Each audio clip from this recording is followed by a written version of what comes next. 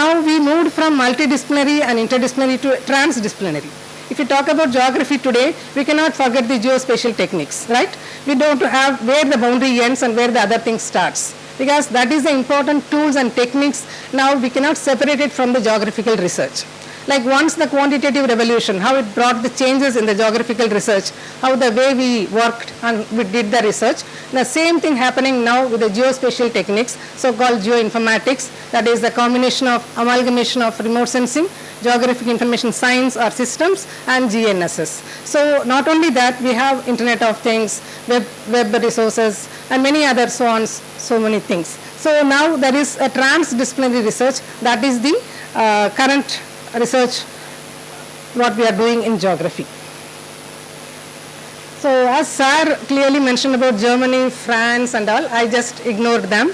I taken as University of Cambridge, because the university where I worked for 3 months, and I am so happy to talk about this University of Cambridge. I just gone through, when you talk about frontier research, what is happening in the University of Cambridge? When you talk about, when you see their website, this is what the research topic says. What they are talking is the current interests include geography of agriculture, food and nutrition, demography, health and well-being, animal geographies and political ecologies. These are the things we are doing for quite some centuries, right? What is special in that? The speciality is the way they are using the tools and techniques. You can see in that site, radar supported, stimulation. These are the things. They are using the very high sophisticated tools and techniques in what we are studying, the earth. That is what the frontier research speaks about. So this is the thing, like what we know about biogeography. They are doing biogeomorphology. What is this biogeomorphology was a little bit curious for us. That is, it focuses on the direct, indirect influences of organisms on Earth's surface processes. So we know geomorphology, we know biogeography. They are bringing biogeomorphology. So the thought process, that's what bringing new ideas, new discoveries. Now come to UCL. This is again one of the top ranked department of geography. Again, I am fortunate to visit that department and work there. Again, the research clusters talks about right from the paleoclimate, climatic change to the global urbanisms and many things. So same thing in India we do. In all our Indian universities, we do research on the climate change, we do research on urbanization, we do research on agriculture, many things, right? So what makes these areas and these universities, they are having a franchise. That's again makes what they are using it. And one more, it is Berkeley. This is my data, the information into knowledge and wisdom. This transformation, how are we going to do? Because large volume of data, so big data. Are we ready to analyze this kind of data? Are the systems are ready to accommodate this kind of data? Because when I did my PhD in 2000, when you start opening the data in the ArcView 3.2a, it takes at least half a day to open that Pune image. I was working on Pune. IRS 1D, list 3 image. So when we start giving some classification, as he said, supervised, unsupervised classification, you have to sit whole night to watch what is happening with that. But now, as he said, maybe not a fraction of second, but definitely fraction of minute, we can get the results by using Google Earth Engine, right? This is the advance. This is the tools and techniques that brings the frontier research.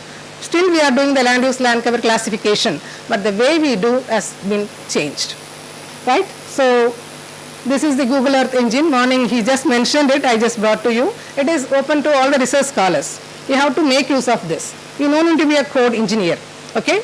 Like when you start driving the car, you know how to drive, right? Safely. That is the way you can understand the codes and you can start working on. You don't need to be a mechanical engineer. You don't need to understand the entire parts of the car, how it is made up of, what is the mechanism behind it. But still you can drive the car safely and you can reach the destination very safely by using these kind of codes, which is open source, openly available. You know what is that means, how to manipulate or modify according to your own data, according to your own study area. Definitely you can save lot of time, lot of energy and lot of storage in your system because it's all cloud based. Because we cannot think of such a computer, supercomputer to do all such kind of researches, but still you can do it by using this kind of open source tools, right? So this is one of the best way, and most of our students in our Central University of Tamil Nadu, we do research by using Google Earth Engine codes only. And classification, when you talk about classification, like these are the different kinds of open source data where you can download and you can use it for your research. Please kindly note it down. That is why I brought this kind of information here today.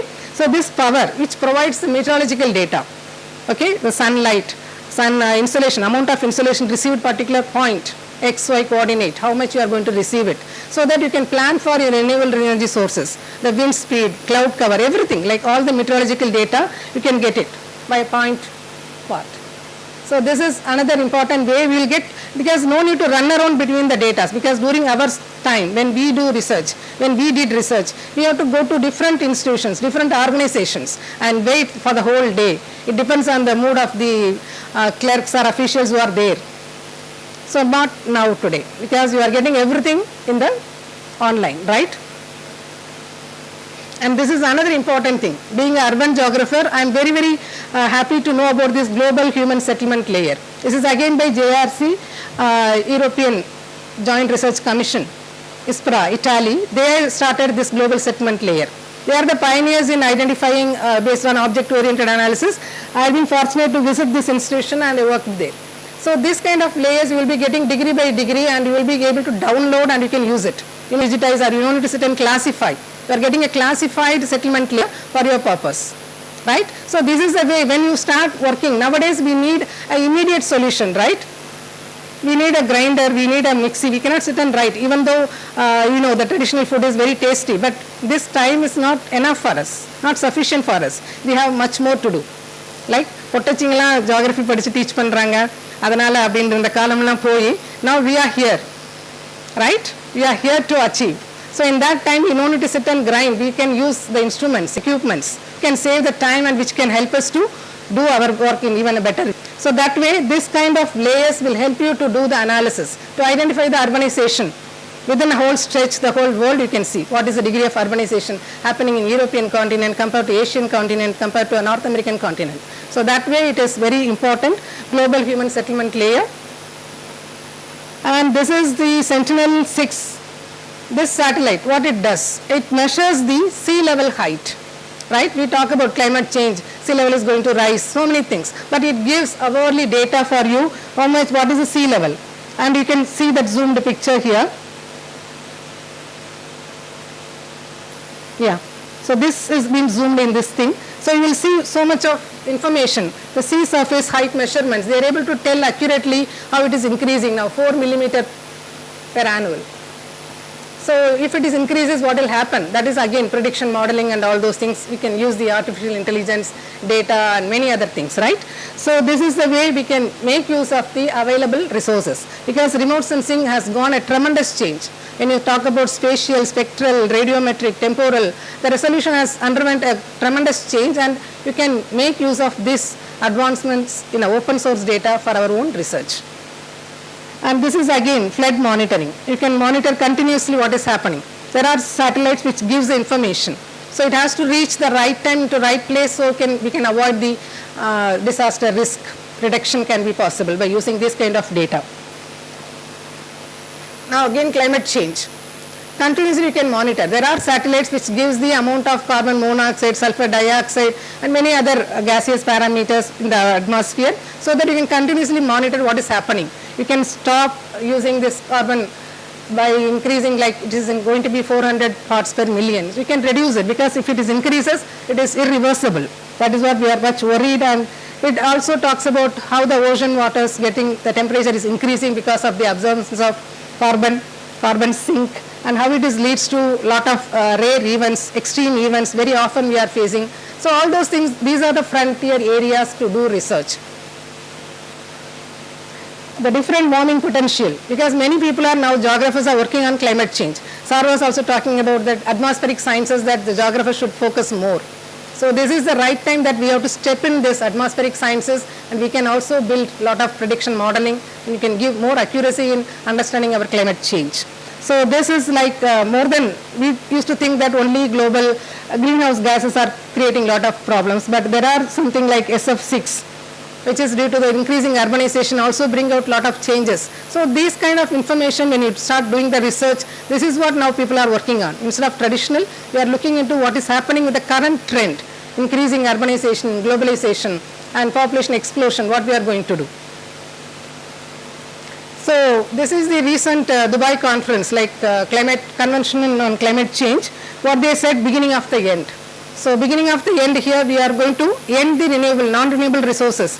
Whatever we are using now, we are going to stop that, and we are going to stop using that. It's the beginning they are talking about, so that we can reduce the GHG in the atmosphere. So lot of research, many departments are working on this carbon sequestration, carbon measurement, bio measurement. So many research areas are spinning around this climate change. Even for urban geographers, urban heat island, that is a major research in many of the departments they are doing on. So now by using all these open source data, many available resources, what we do in our university, some of the case studies I am just showing.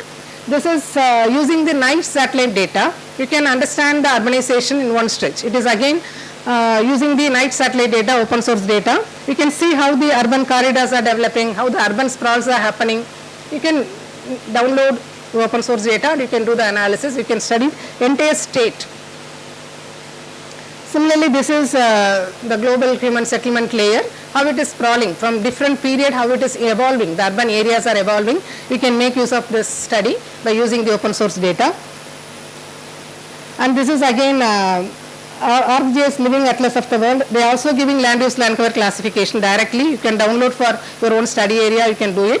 If you are not, you can even download open source data, Sentinel or any other data. You can make use of the recent developed classification techniques, random forest, spectral angle mapper, support vector mission, ANN, there are so many things, it's coming up, right? Every time the accuracy improves and increases, so we can go for those kind of modern knowledge-based, ontology-based classification. We can go for the land use, land cover, temporal analysis. And this is again NDVI, you can download directly. And if you are going to for one particular season or 1 month, if you do NDVA, nowadays when you start publishing the paper, they will not accept it because that is not taken as an average they wanted. So that kind of so many months data, when you want to do it, easily you can do it with the Google Earth engine. So that you will be getting the actual NDVA of that particular region and how it is seasonally or annually it changes, and all those things you can study about it. These are some of the case studies about it. And another interesting topic what we are doing in our department is sponge cities. Because cities, I know, most of you must have heard Mumbai, Chennai, Kolkata, Hyderabad, Bangalore, they are always under flood. Whenever there is a monsoon, inundation of water. So this, how to avoid it, how make these urban areas into more sponge cities so that it will absorb the water and reduce the inundation. So this is the stormwater management model. It is actually the cup of engineers, civil engineers, but now the geographers also can venture it and we can also work on it. So this is an example, stormwater management model. So you can need some basic data that after collecting it, hourly rainfall, the range of precipitation, many informations you have to put it as an input. Finally, you can make out in this conduit how the water is flowing. Every hourly, every minute wise also you can model it. So that where it is overflowing, how it you can channelize the water flow, many things can be possible. Not only that, you can identify what are the areas of inundation and how those areas can be converted into a sponge. That means low development areas. Low development means in the sense it is not affecting the environment, but at the same time we are able to convert them into green areas or blue areas, blue-green infrastructure, so that it will reduce the percolation of water, increase the percolation of water and reduce the inundation. So this is the area we can identify what are the possible way we can do it and identifying the suitable areas. This is for Gurugram near to NCR, we have done for that, and this is the way you can modify it. Nowadays by using like augmented reality, visual reality, you can add it up and you can show that what is possible. You can show the result output in a better way. So this is how we have done it. How can you make the permeable pavements? Instead of using concretes, how can you go for kempt grits, grass grits, and how to change it so that how the LST, that is land surface temperature, can be reduced. So these kind of like micro level we can do the research. And this is, as I told you, we get the atmospheric gaseous components, how much they are distributed spatially. Those the information you can get from the Sentinel-5P. This is for sulfur dioxide and this is for CO and this is for ozone, so that continuously you can monitor the air quality, and that will also help you to improve the quality of life, in fact. Now when you talk about urbanization, because being urban geographer, I cannot leave urban areas. So this is like a sustainable city. When you talk about sustainability, there is a big, what you can say, relationship between geography and sustainability. Sustainability talks about 5 P's, right? What are the 5 P's? Anybody? Became a question answer session, right?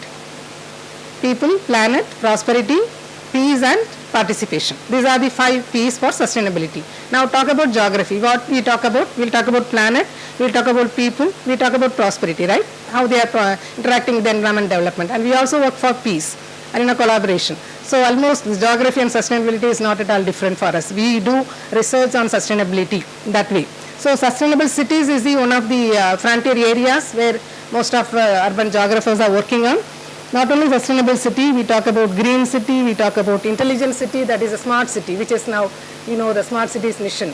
So that way, using all the web-based technology, IoT, we convert the areas into a smart and intelligent one. And another one is inclusive city. What do you mean by inclusive city?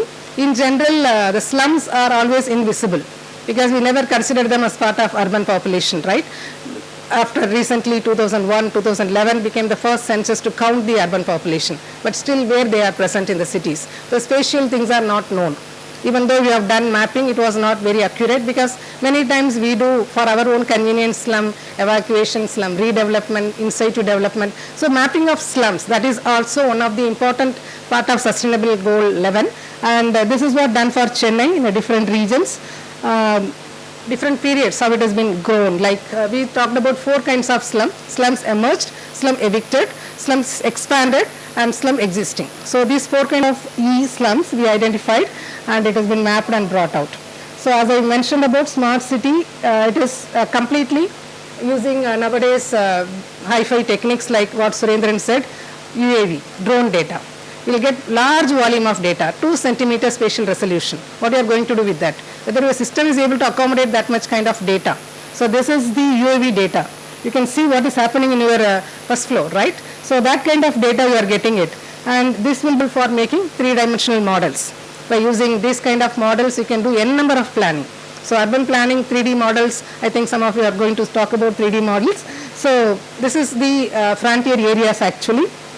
And urban resilience. Nowadays, why I am talking about urbanization? Because half of the world population, more than half, 56% living in less than 0.5% of the total earth surface. So we have to talk about urban and we have to worry about urban because that is the future, right? So how to build this urban resilience? That is also a most important area, first area for research. So that is also we are working with a lot of data like flood. This is a model like if the water rises up, sea level rises up, how much area will be underwater. When you talk about India, almost all the coastline will be submerged. So what we are going to do? Are we going to buy a land in different planet or different country? That we have to think of, right? Then LiDAR data, that is a point cloud based. So many of my presentation, thanks to Surendran, he has already pointed out. So LiDAR and point cloud data are very, very important for urban planning. And this is what visual reality and augmented reality models, which actually helps in urban planning because urban planning is the need of the hour. Otherwise, it's going to create a lot of expenditure for the next generation. Again, even at the slum planning also, I have used this kind of 3D models there to build what kind of building you are going to face it. So these are all, as Sar said, imagination. It's not there, but I could show it in the website. This is what your house is going to be. This is where you are going to live. So the people can visualize it and their belongingness will come, the attachment will come and the slum dwellers love to live in that places, right? So these kind of softwares are available can be clubbed with ArcGIS and you can create visual reality to them, right? So this is again a kind of things and this is the hyperspectral data. Normally when urban we talk about high spatial resolution, but even high spectral resolution also very much need. And this is the average data and we talked about the urban material, the built up material which induces the urban heat.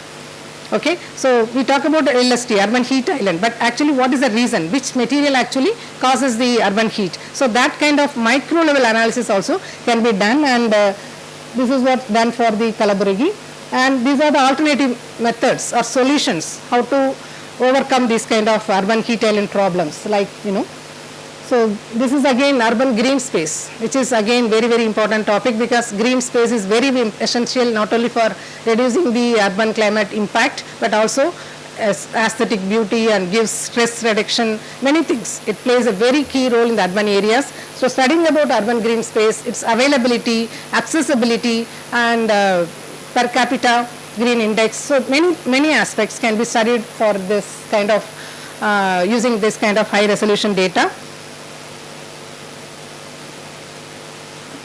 And as they mentioned, epidemics, disaster, the huge volume of data. Where it started in China, that's what we all know, but how it is spread out because of the data availability, and we could use the geoinformation system and science to understand the spread and how it is going to be. So the prediction modeling and all, it was the very, very important thing, helped us to understand the public health importance. We understood where we are actually lacking, the availability of medical personnel, medical infrastructure, so brought out due to the COVID pandemic. So that gave plastic in the fish stomach. It has been cut through the microscope. We are showing that thing. So this is microplastic. It's not even less than 5 millimeter size of the particles. We are able to do research. So this will be the new research nowadays. And as part of Department of Geography, Central University of Tamil Nadu, we have all the sophisticated instruments, equipments, and we do frontier research. That's what just an advertisement for my department. Because the applications for PG is still on. I'm sorry, sir, I'm using this platform to advertise central universities. 7th February is the last date for completing the application for PG programs. So any of you are interested to join MSc Geography in our department, you are most welcome. The applications are closing by 11:59 on 7th February. So coming back to the research, these are the frontier research we are doing in our department, and hopefully we'll be motivated by listening many of your youngsters, and we'll keep doing the research. And thank you so much for your patient listening.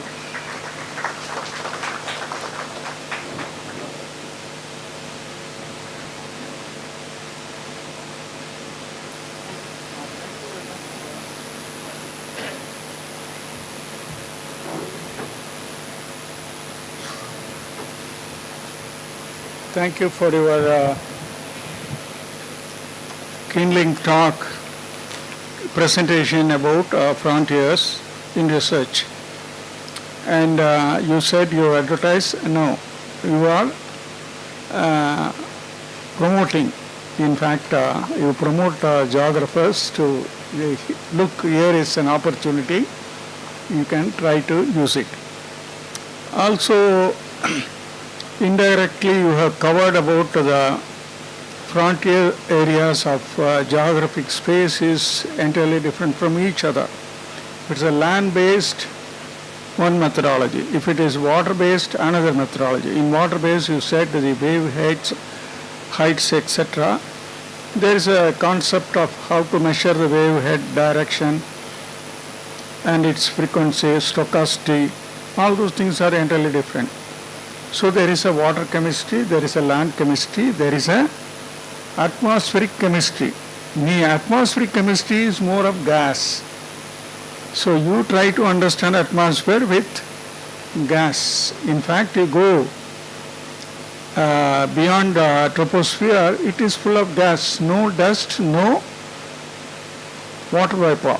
That is limited here. Therefore, there is a need for integrating this atmospheric chemistry also to study about the atmosphere, heat island and other things, etc. This is what I would like to add. And certainly you have opened up a lot of avenues for us to do a research which is very useful for the human community. Thank you very much. You are very much appreciated for presenting a very interesting topic. Now, if you want to have some clarifications or any questions, please.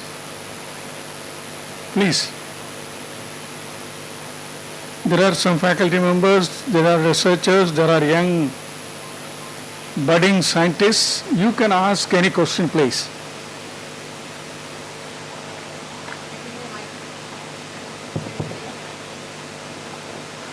I am Dr. Guna from Chennai. Um, yes, Department of Geography. Um, I would like to know um, that what is your opinion on pushing this slum dwellers to certain clusters, that is away from a city or at the periphery. So the horizontal slums have become vertical slums. Are there any models available to predict the plus and minus of these vertical slums?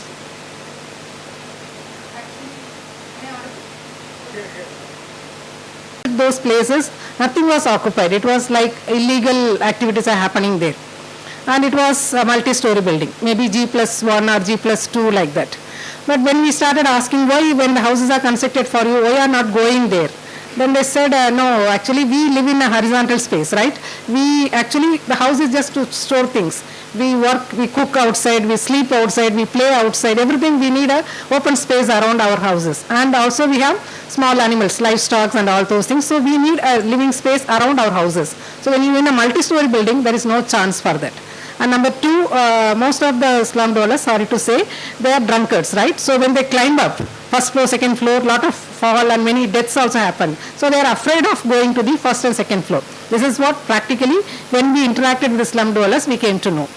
Then again, there was a scheme where it has been done only in horizontal, only ground structures that has been constructed. But it is just away, 5 kilometers away from the center of the city. Most of the slum dwellers, they rely upon these railway stations, that coolie employees or market areas and nearby households in the nearby houses, apartments or something, they will be living like that. So when they put outside, away from city, 5 kilometers away from that, they have to pay travel expenditure. They have to come to the workplace, right? So they are not afford to do that.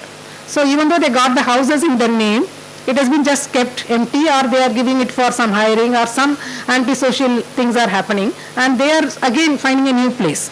Suppose you evicted from that area, they are finding a new open space to live in. So this is what happening. So out of some 4 or 5 schemes what is implemented in Gulbarga, only 2 schemes like it is called in situ development. That means within the slum areas, they have demolished those buildings and constructed a concrete houses, G+1 structure, that was successful. So this is what my project finding, and I have submitted to HUDCO, and necessary steps have been taken to rectify those we cannot say mistakes, but the measurements. But how far it has been done, how it is actually taken by the government, it is again a big question, ma'am. But as an academician, we definitely gave the complete report based on the slum dwellers, and we also proposed models like this, right? So when we start with this community participation, so we made the community participation interaction with the community slum dwellers and also all the stakeholders, the corporator, the slum corporation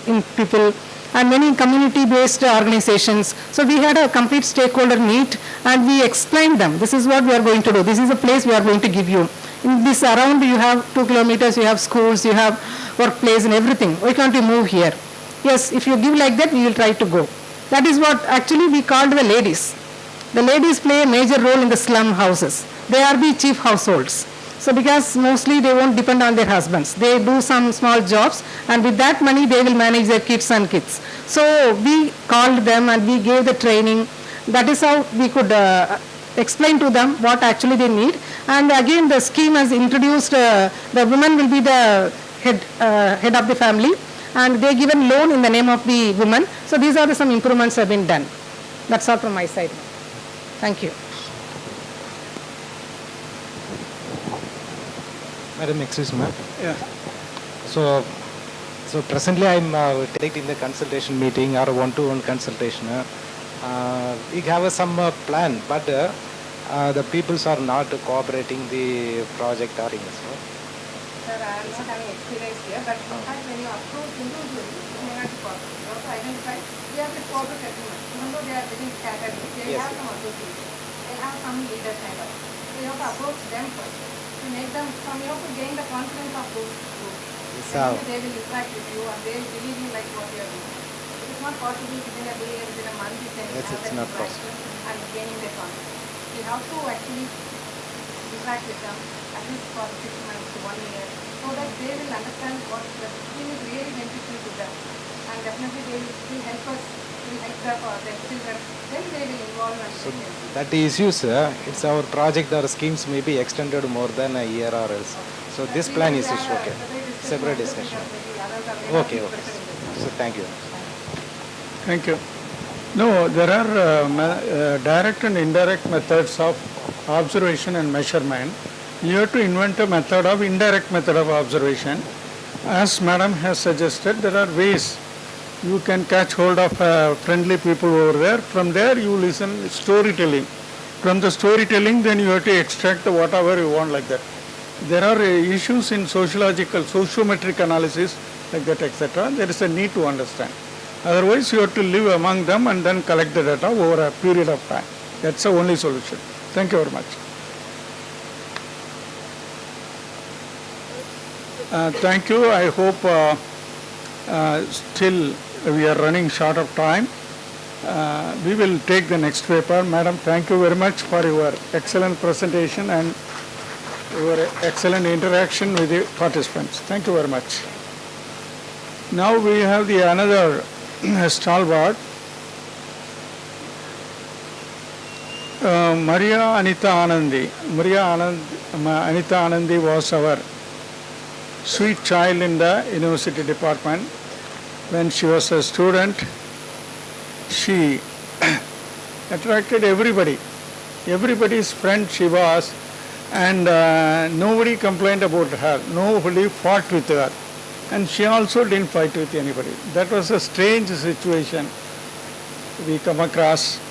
And she did her research under Madam Vasanta Vishwanath and completed successfully. And is a good teacher. She was there in Nirmala College over a long time, and she has not learned the word no. That is her difficulty. So most of the time the other people will steal away her time, and she never had any complaints. I believe so. Now also she do not have any complaint. Maria Anita Anandi will talk about need for new norms in teaching. Okay. So with her experience over a period of time, she is able to share with that and try to suggest new norms for teaching. Maria.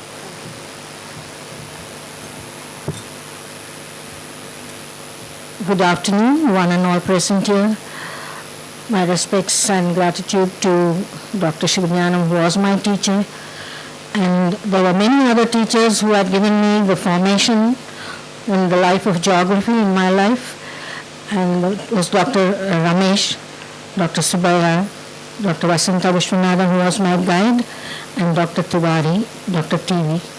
So my thanks on this podium to all my teachers and all my colleagues, friends. Dr. Kumaraswamy is here, who asked me to talk. So thank you for giving this little opportunity. It's not going to be a very big talk, but I'm talking out of my own experience as a teacher of geography in Nirmala College for Women. But in the last 5 years after my retirement, I have been more associated with the writing of geography textbooks at the school level and interacting with a number of school teachers. And that is why I thought that I should talk more about teaching geography at the school level, because at higher level in higher education, geography is tremendously growing. Madam Sulochana just spoke about it. So there is tremendous growth in geography. It's taking very good turns. There has been paradigm shifts earlier. Technology is taken over and it's moving very beautifully and very usefully. And it is also centered and used very nicely at the higher education level. But sadly, there is a lacuna that happens between school geography and college geography. Why I am telling this is, though geography has reached such fabulous heights, we still find that geography takers are so few. And after school, Not that everybody really opts for geography in college. Most of them are really pushed to the geography because the marks are less or they don't get admission in professional courses and so on. So that's the truth, and we have to face the truth. So unless we face the truth, we cannot move forward. And I feel this is not just our business, but as academicians, we also have a major role in playing, though this is played more by the authorities at the government level. I feel we also have to push this. Now, one basic fact I want to start with is when we see any building, it's very beautiful. We have a stone structure and we have wonderful walls. Sometimes the designs, architecture is so different. We'll have pillars, windows, doors for roof, etc., etc. But all these are laid with bricks and mortar and many other materials. If we want to change them, we can change a pillar, we can change the wall, we can do anything. But what is very important are all the stones that go below the ground, what we call as foundation stones. Now, when we talk of geography, we are the foundation. So it is based on this beautiful foundation, the most essential foundation that all other sciences were built upon. And that is why we were called as the mother of all sciences. Because many people in the morning were talking about mother of all science. It is truly the mother of all sciences because without the foundation of geography, no other science could have developed, including mathematics. So we are a very essential foundation, and we need to build up on this foundation. But in school text, the books are very good. The education departments, that is the institutions that offer B.Ed and M.Ed courses, are doing a wonderful job. So every year we produce very excellent geography teachers. But why are +2 students so few in geography streams compared to other streams? When we have wonderful geography teachers, when we have a wonderful curriculum, we have so much to offer, and why are they no takers? So ultimately the mind has been tuned to money. So everyone is hampering behind sources or courses that can pay them very well after 5 years, 10 years, even after 50 years they don't mind to waiting, but they want to earn a lot, so they use the word job opportunity. So this word job opportunity has actually killed geography. So we have to, the authorities and the academicians in power have to do something to change this factor. Otherwise, how much ever we are developing and talking about geography at every podium, we are not really finding great solutions, because in school we have brilliant kids and they think that geography is not of great use. Why I am telling this is, as a teacher of geography at the undergraduate level, I forced the department to introduce 2 or 3 papers in the credit-based system to offer it for students of other subjects. One I called as GIS. Sorry to all these people who are experts in GIS. So I made it as Geographical Information Study with a hyphen in the middle, Geographic Information and a hyphen and a study. But it was called as GIS. Another paper was Man-made and Natural Disasters. And the third paper was Great Travelers and Geography. So when we offered this, it went like wildfire. And every semester beginning when we had the registration, I found a huge queue of students, to my amazement, standing at our entrance. And if you call them and ask, why are you standing here cutting your class, they'll say, afternoon is registration, ma'am. We want this paper only. Which paper? Geographic Information System, Disasters, and Geography and the Great Travelers. So all the non-geography students were queuing up, and they had to actually shoo them off because there was only 50 seats available, only for 50 numbers. So every year, every semester, all teachers used to laugh at me and say, what is this paper you are offering? Students are not attending class, they are taking off and running because they want to register first.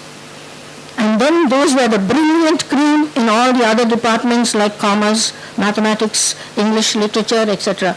And they would come and say, ma'am, why wasn't geography taught like this to us in school? We would have definitely taken it. It was not taught like this in schools, ma'am.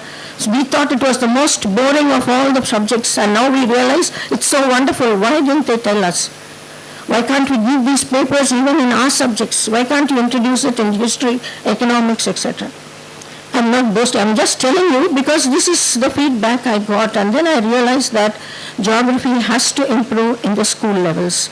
Though our syllabus is very good, the content is very good, still the way it is imparted is not up to the standard. In the sense, I'm not blaming any teacher. This is how our teachers have been trained. But we can shift this slightly and make it a little more practical. And above all, what would be best would be to follow the 5 simple themes in geography. We have the 5 themes in geography of location, place, regions, movement, and man-environment relationship. So this is an excellent way where geography can be parted.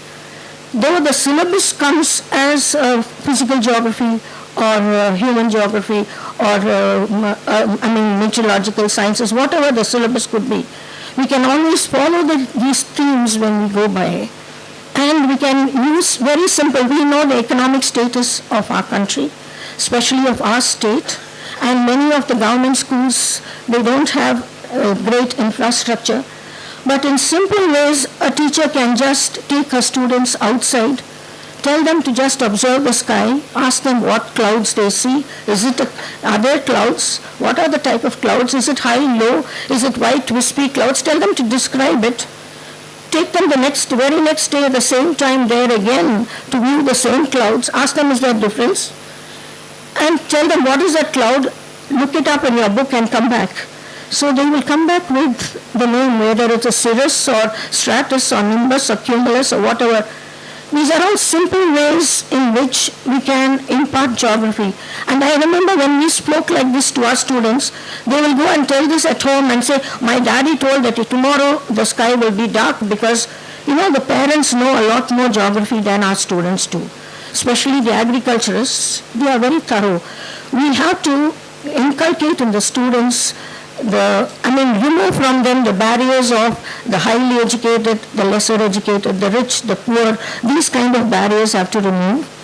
And we have to bring in our culture, our Indian agriculture, and the simplicity of Indian life. So that is why I included travelers, great travelers in geography, starting with Shankaracharya, the traveler who traveled all over India, Adi Shankara, and how through him there is so much of geography in his writings. And Fahin, Yuan Sang. Then we have, these are all the spiritual travelers. Then we have the colonial travelers. Then we have the explorers. Then we have the scientific travelers like Charles Darwin and Newton. So we have classified them into different groups. So the students were so enthralled. Then we realized that our geographers wanted the same papers. We included it in the main paper also.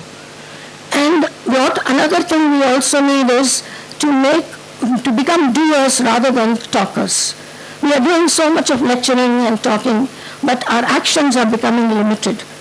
So man-environment relationship is something that we have to dwell on and bring about a relationship in geography. Everything is related to everything else. For example, geography is related to economics, to commerce, to mathematics, to all the other subjects, including literature. If you learn literature, you know about the place where was Shakespeare born. So all these we have to, thank you. We have to include all this and bring about relationship between each side. It's okay, thank you. Between one subject and the other. So this will build up a beautiful mindset in the child. It will kindle the inquisitiveness of a child. And as the child is growing from its standard 1 to standard 12, you will find a holistic development and a respect for nature, a respect for people around. So this is something that we can build as geographers. It's something that all children need, but I feel geographers can do it the best. Bringing a responsibility in children, we can develop this. And when we are talking about a man-environment relationship, when we are talking about movement, We can talk about, for example, simple things like dance, music. We have Carnatic, we have the Hindustan music, school of music, and we have also the the folk type of music and dance. And then today's children are only aping the West. They only want to forego, however much we are patriotic. We also send our children only abroad because we feel that is something great when they study in some other country. We never feel the importance and the greatness. We are all great talkers. I'm sorry to tell that. But still, there is somewhere inside us, we always feel that countries outside this, our own country is very great. All the Western countries are somewhere so high, we are far below. It is not like that. Our geographers are doing excellent work. There is so much that we have been contributing over the years. And even our school teachers have so much to give our students. But only thing is they have to start shifting their focus from just classroom teaching to make it a little outdoor teaching. In my own visits abroad, I have seen a lot of young children walking on the roads, especially in Germany, I noticed this, with elders following them. Then when I was asking my cousin what is happening, he said every school takes its student out once a week at least to one important spot. They inform the parents earlier, they take them there, and then they explain about that place. It could be geography, it could be history, it could be a place, it's a river. So they interlink all the knowledge together and tell the students. They go home and talk about it to their parents, and the information about that particular place is imbibed in their minds forever. It cannot be taken out. When you learn this kind of practical geography, it cannot. I remember Dr. Nagaratnam taking us when in our college days to different places, even to Mahabalipuram she took us, and she was teaching us what is a berm.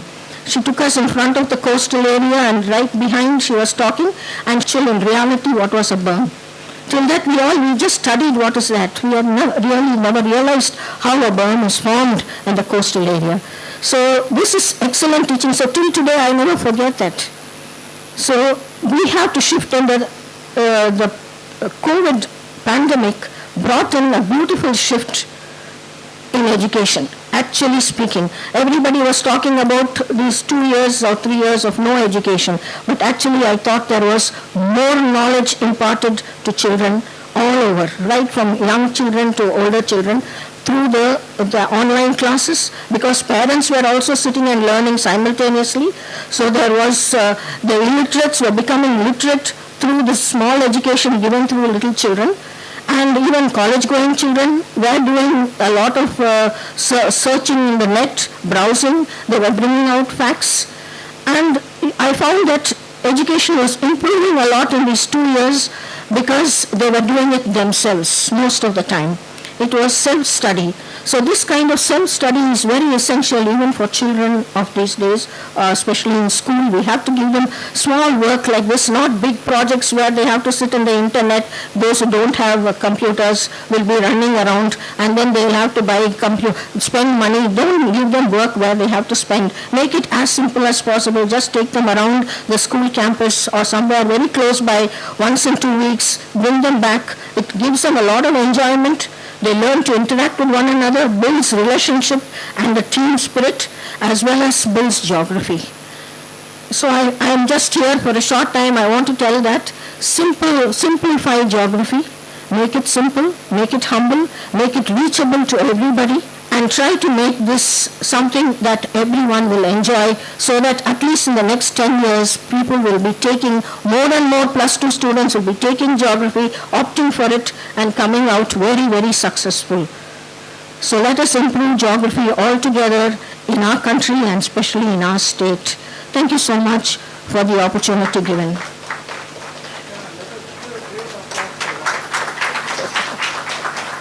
Thank you.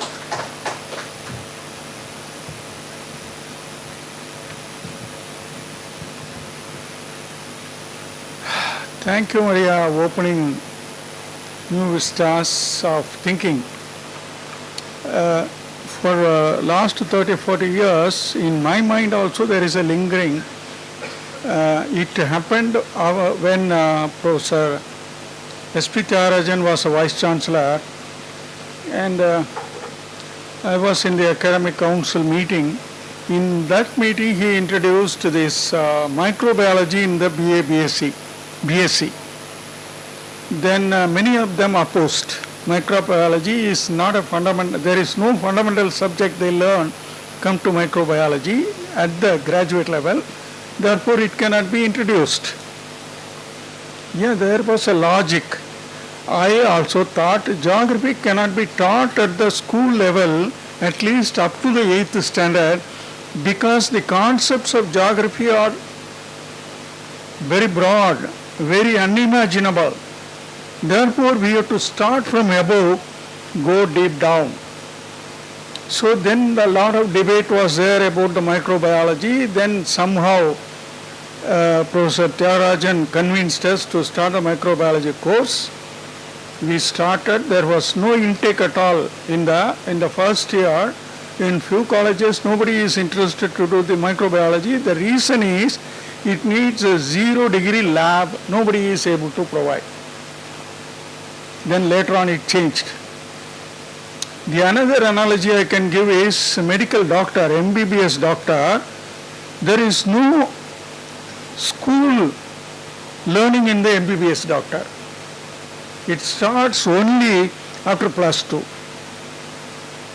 So sometimes your course is also like that. The children cannot imagine about the doctor related studies in the first standard, second, third, fourth, fifth, sixth, seventh standard. These concepts are mostly abstract. Many of our geographic things are most abstract. Only the applied part of the geography is very interesting, as you have said. Travel geography, like that, etc. Pleasure geography. You can invent lot many methods, or geography as a tool. You will be successful. Thank you very much for opening a door to the teachers and who are going to plan that one. I humbly request you also take that my view. Geography is a subject of higher level, not of a lower level. Therefore, you have to invent a method of how this higher level should be brought into a lower level, rather than building all concepts and theories in the lower level and building up. Therefore, geography is not an interesting subject at all. Isn't it? Likewise, law degree. Law degree, there is no law in the up to the 6th standard. Then later on only you will learn Indian law, or what is our constitution. Still I do not know. I have never learned constitution in the school, which was very important. What is our constitution says, that's of the citizens. Every day we have to be aware of that. So therefore, you were right. I think it's a time for us to think about framing the syllabus and making geography very interesting at the school level. Therefore, we can attract people. If not at the school level, at least undergraduate courses to be redefined in such a way, it should be as interesting as possible, more applied, and then later on you will extend that how this application comes from the root. The another subject I can remember is biophysics, the crystals of the protein that cannot be taught. Still, many of the universities, the crystals of the protein is only at the PG level only. There is no undergraduate level course on the crystals of the protein. Okay, crystals of the physical is there in geology, but not on protein. Therefore, thank you very much for giving an excellent talk and sharing your knowledge with the people. Thank you very much. Now we have another interesting talk. The topic of the talk is going to be 3D modeling in geological analysis. You have a very young person, young man, young research scholar who is interested to share his knowledge with us. He is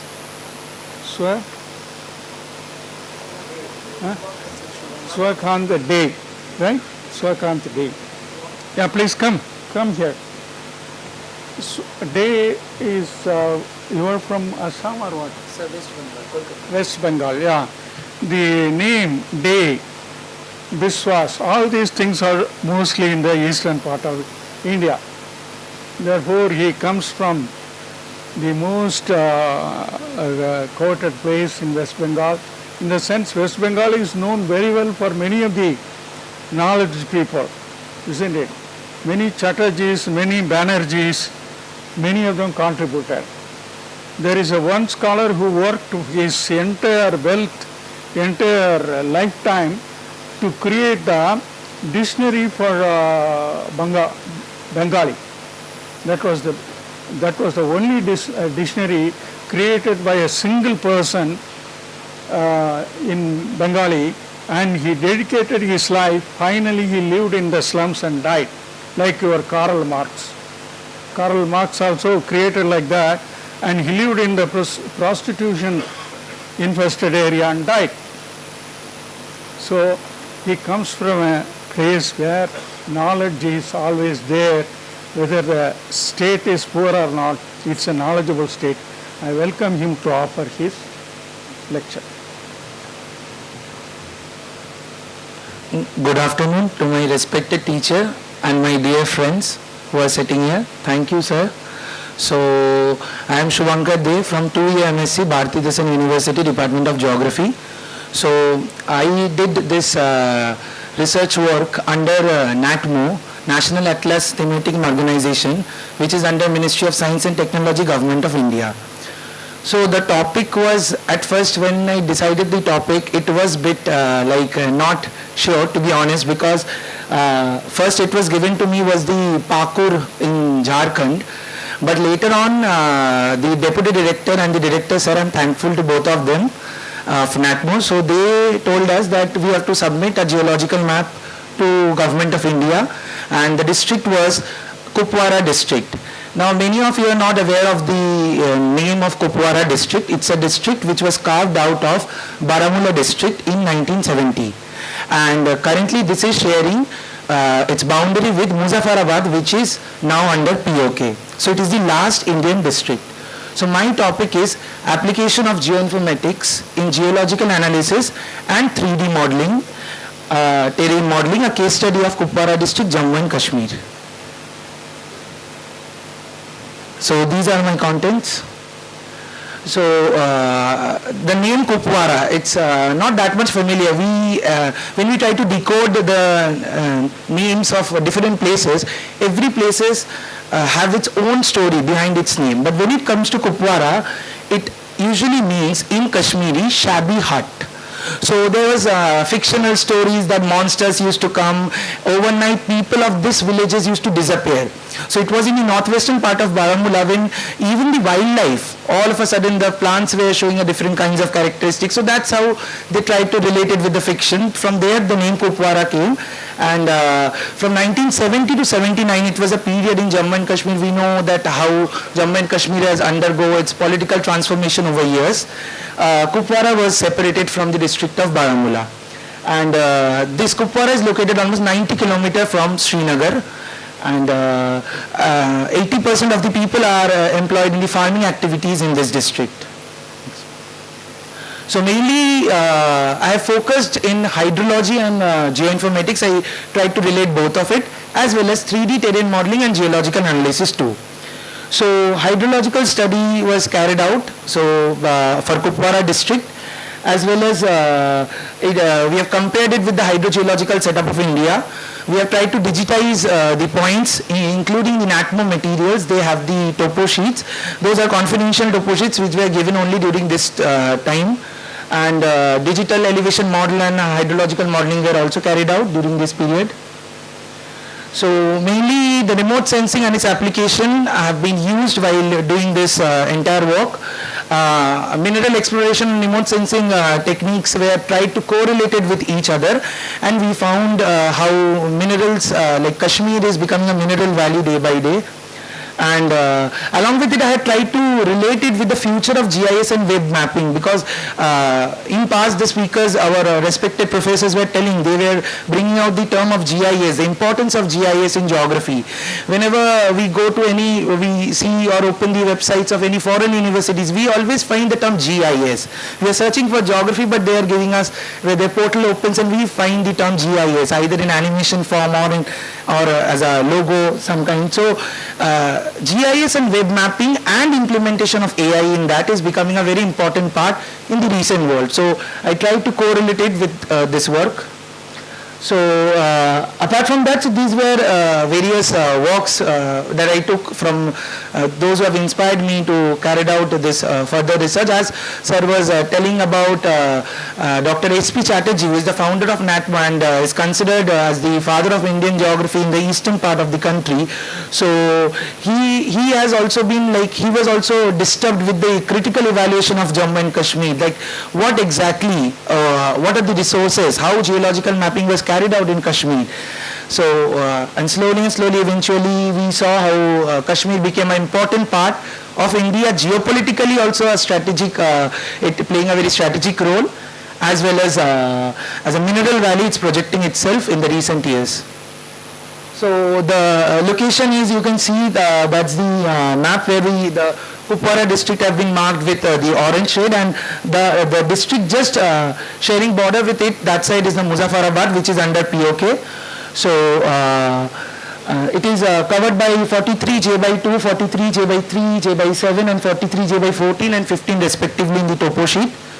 Because while doing this work, the topo sheet, the surveys were done around the 1950s, 1970s, and it came out, carved out of Baramulla in 79, so I had to face bit difficulty while pointing out. But apart from the digitization, it was an interesting work to carry out with this district. Next. So mainly the physiography comprises of the Sham Shabari range and Kishan Ganga.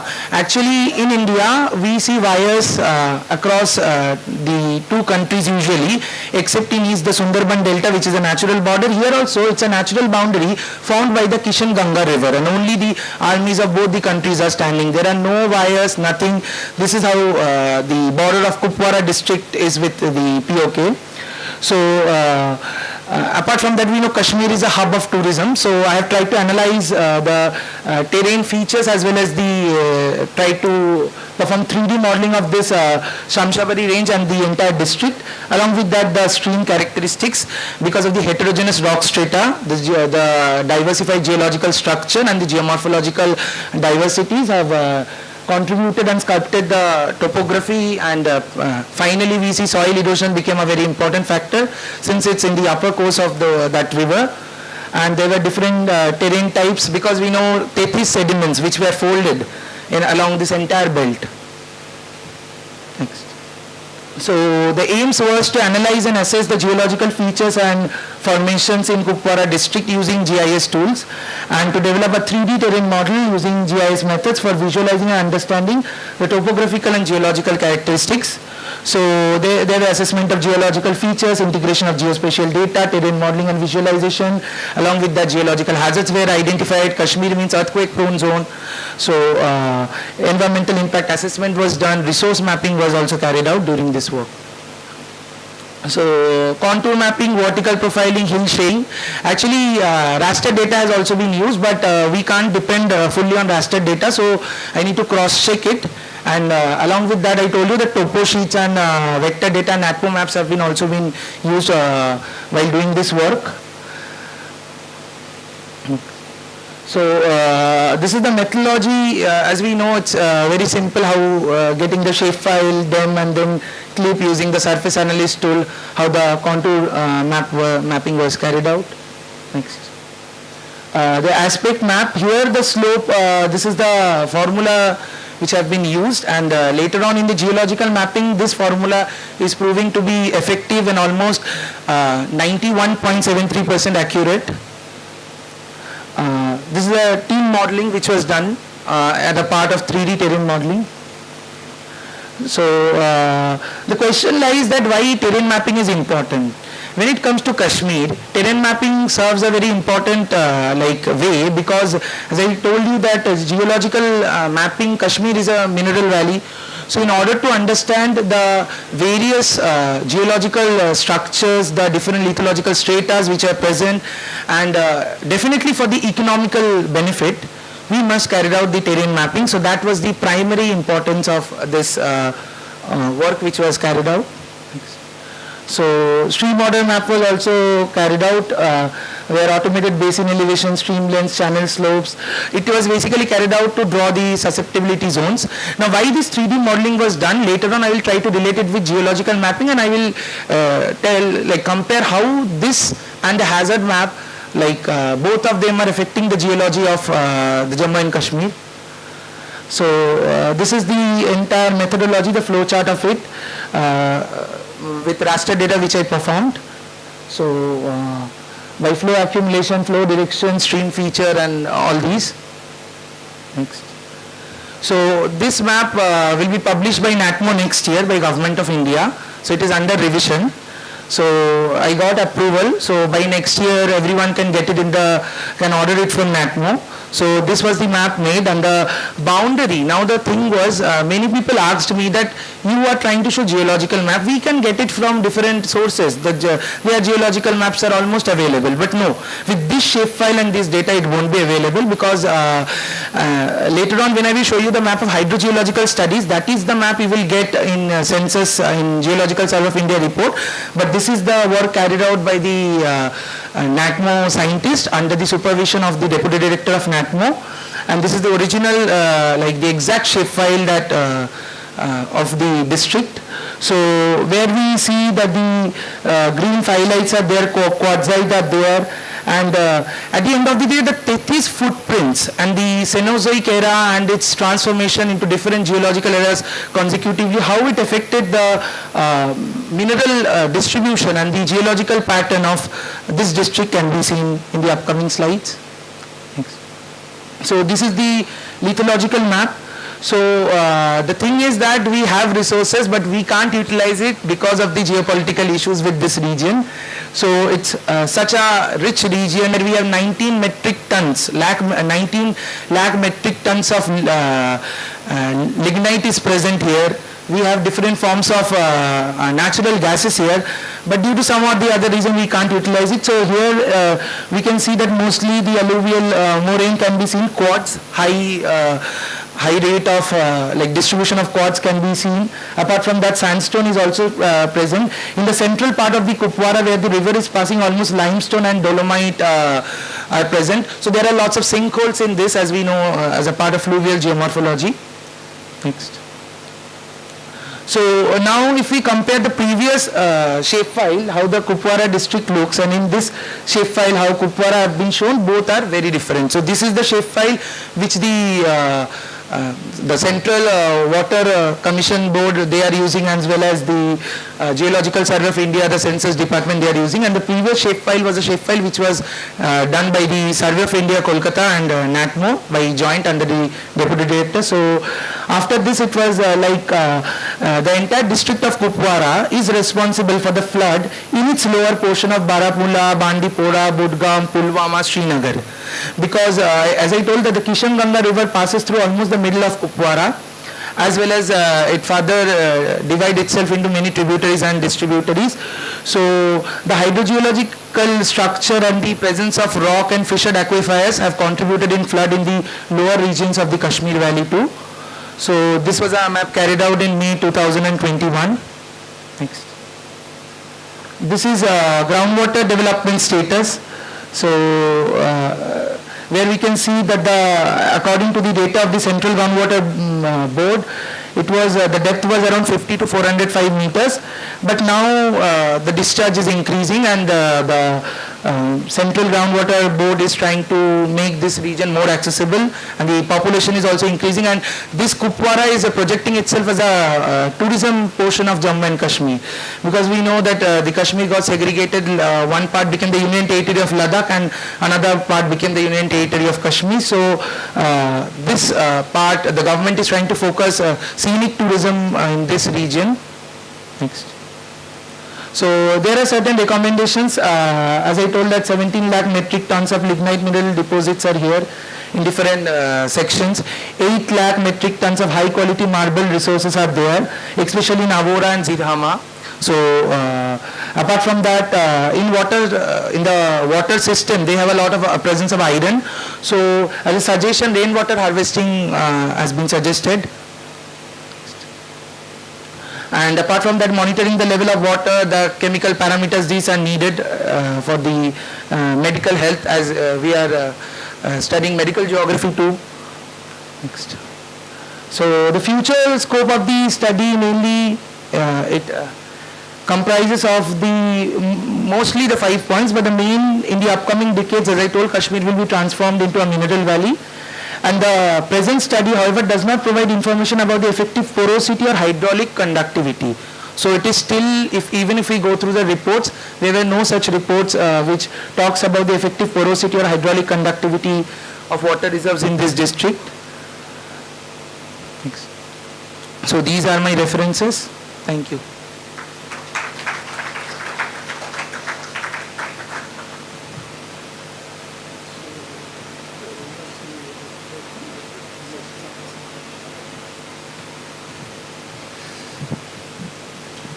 I appreciate the hard work put by the scholar as part of his MSc internship report.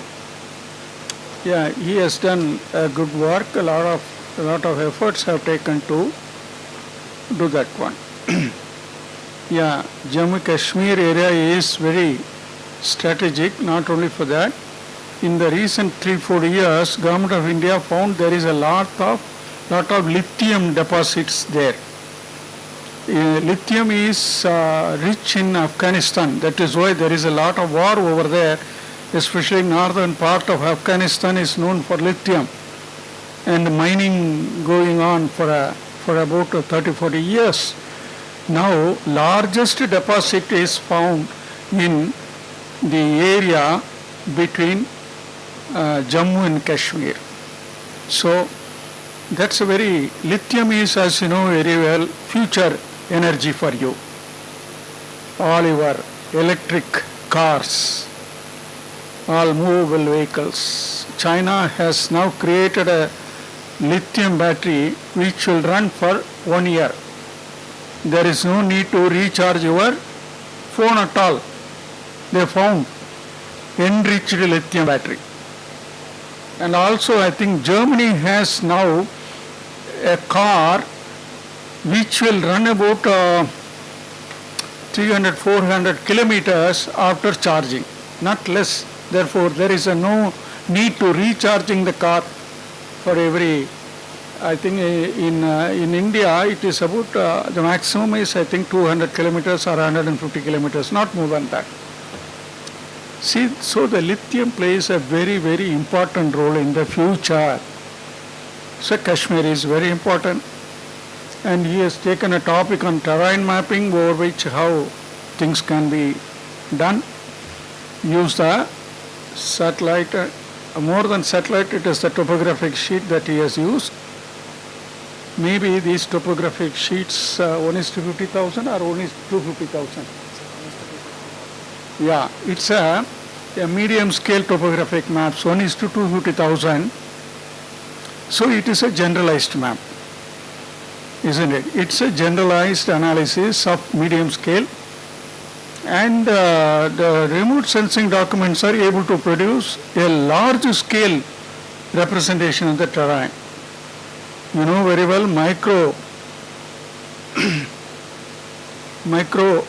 remote sensing, radar, lidar are invented mainly for terrain mapping, isn't it? Lidar is invented for mostly an urban terrain mapping, slicing the urban area, whereas radar remote sensing is invented for all other. Sonar is invented for underwater terrain, like that, etc. So these are all the technologies relating to terrain mapping. So he has taken a good decision of medium scale map of 1:250,000 and use the topo sheet to generate vector files rather than raster files. But anyway, the raster application is much more greater now than the vector applications. You can shred the map into small grids and then run other algorithms rather than the algorithm he has selected. So it's for you to appreciate the boy giving a great applause. and you want any clarification, you would be very happy to offer to you. Thank you very much. Anything you want to learn from him, please.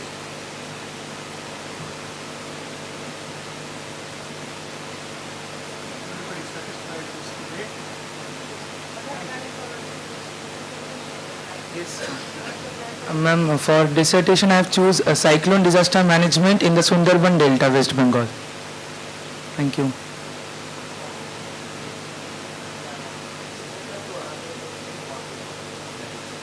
Shallow method. Yeah.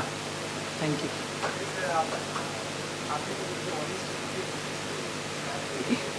Yes, yes, yes.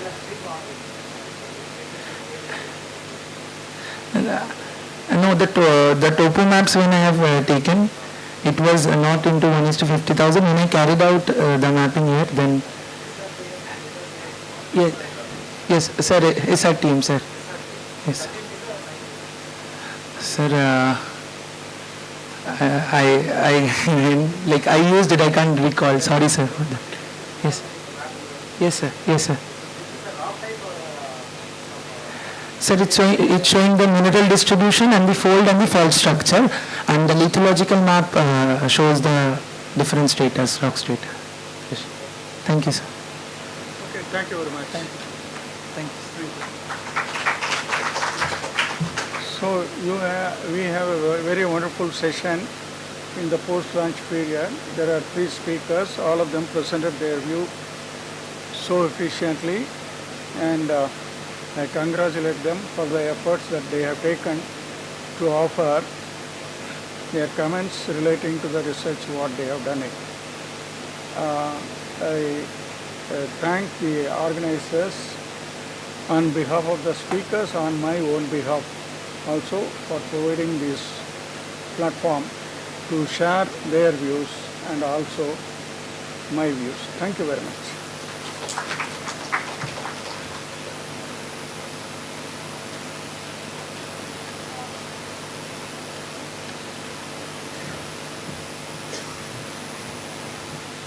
Thank you, sir. Now we have a small tea break, and we will join back at 4 o'clock for our last technical session today.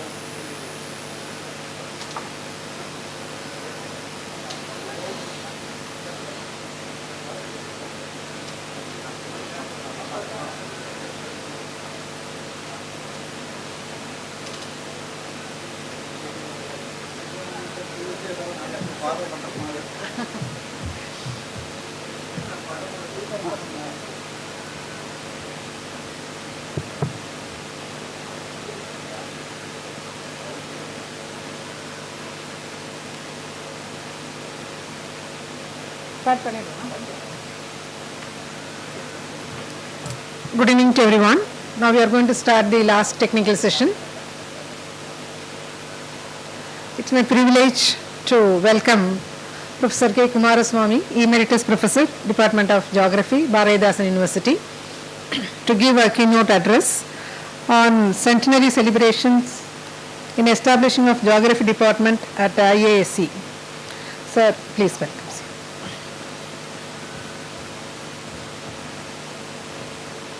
அந்த பின்னால் இருக்கிறவங்கெல்லாம் முன்னா வந்துடலாமா? இப்போ 12 பேரில் 3 பேர் பின்னால் இருக்கீங்க.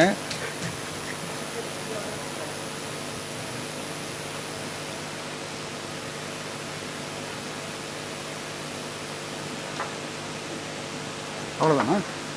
எல்லாம் வந்துட்டாங்களா?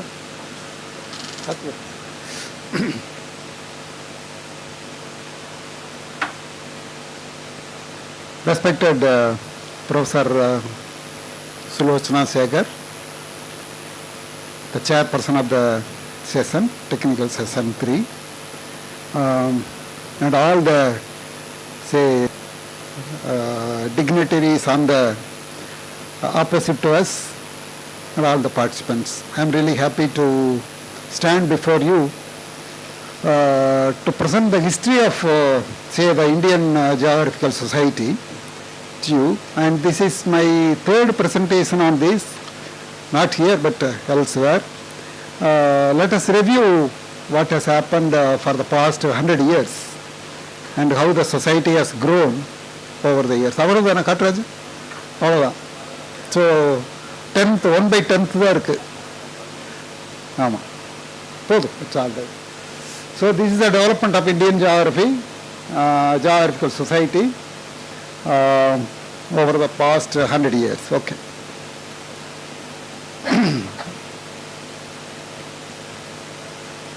Probably when you think of Madras presidency, we normally think of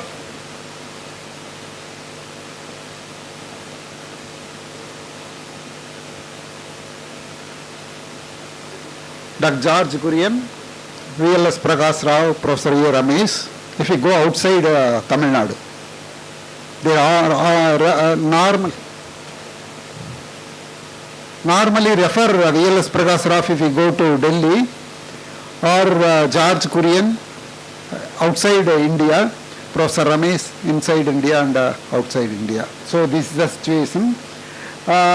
Professor B.M. Tirunarayanan is also known for his contribution and then his say the support for the Indian Geographical Society. I will tell you later.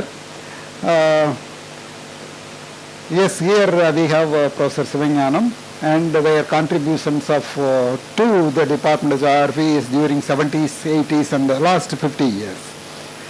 Then there are two things. One is traditional geography and the modern geography. Traditional geography is what and where geography. They also refer this as a what and where geography. What is there? If you look at the volume 1 of the Journal of Madras Geographical Association, now we call the Indian Geographical Journal, they refer the question papers of London University and the pattern followed in Indian schools. So it's all what, where, how, or not how, it's what, where. But in 1925-26 onwards, when Mr. N. Subramaniam was introduced the modern geography in Madras Presidency, the modern geography concept is why, how, wherefore. These are the three concepts they introduced to introduce the modern geography. So this was the era of N. Subramaniam in Teachers Training College. There they introduced or founded the Madras Geographical Association. Next one. If you look at the life history of N. Subramaniam, he born in a town called Polur near Chennai. Then he is from a Dikshidhar family. Then his father was Arunachala Dikshidhar. He was an additional translator to High Court of Chennai.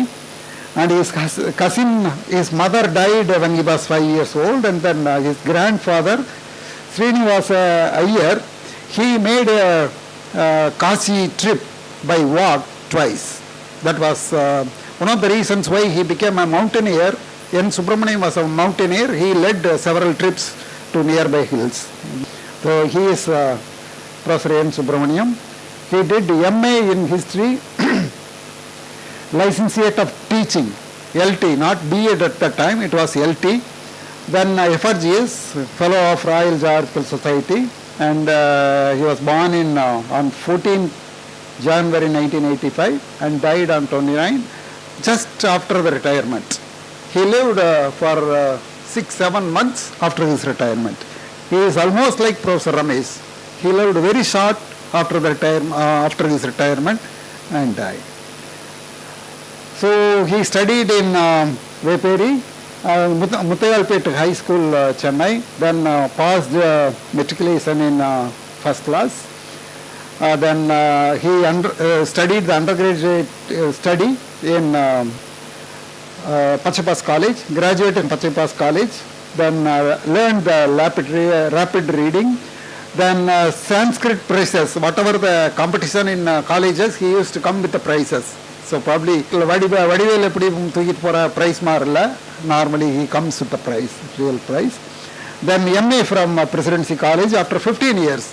After graduation, he was appointed as a inspector of schools in Andhra Pradesh, and then after 15 years he came to Presidency College to study PG degree. Next one. Then government services, yes, he was a teacher in high school. Then LT from the same Rajmundry. Then during his Papa, okay. So after 15 years, he came to Madras, the Presidency College, to study MA History, and for his project work, the title was on historical geography of South India. He used to travel to other battlefields, ancient battlefields, and then he marked and then found so many places, and then he prepared the project work. So that made the curiosity to learn geography. Then, as I was talking in the morning, it was about replacing the time period of Mr. Lakshmana Iyer here in Saidapet College, and then he was appointed as a lecturer. Then, okay, that and all is needed. Okay, next one. Like the Western countries, he wanted to introduce the modern geography here in India because there was no institution which was offering degree course in geography. Okay. Next one. So they introduced, they formed the Madras Geographical Association in Chaidapet College. Okay. Another icon of the Geographical Association, Madras Geographical Association, is M. Subramaniam, his cousin. He was an associate, he was an advocate and editor of the journal for about 20 years. In the initial period, there was no error in the journal. The reason was he was working as a he was working in the Madras Law Journal. So he was correcting the proof of the journal, law journal, and therefore they wanted to develop this the Madras Geographical Journal. Okay, he was appointed as a chair cum lecturer in Teachers Training College. That is not needed. Lakshmana Iyer was the previous one. He worked only for 1 year here in this college. Madam was telling about the third person, Muthu Krishna Karayalar or okay, Muthu Krishna Iyer, okay. Then Watkins, he was working in Christian college at that time because he had a degree in UK, and then he was working as a principal cum geography. There they were offering diploma course, not the degree. Diploma courses they were introducing. Then Birdseye, she was working, she also had the BSc degree, diploma in degree in London, and she was working in Christopher's Training College. Whenever N. Subramaniam goes, wherever he goes, Dr. Birdseye, Miss Birdseye also follows. So they were like twins, and that was an excellent thing. She was working in Nungambakam. Then another notable figure is F.A. Baker. She was the principal of the Ebert School, Veperi. So frequently the names of Birdseye, Baker, Champion, Cousins, Don. So these 4 or 5 names are frequently coming as vice president, not the secretary, vice president, joint secretary, treasurer, something like that. So these 5 or 6 names are frequently, because I have gone through all the volumes, there is a section called News and Notes in each volume, and from this journal, this section, you can understand the development of geography for the 100 years. So that is the reason why, after becoming an editor of the journal, I also introduced News and Notes. In the last 15 years, you can see this one.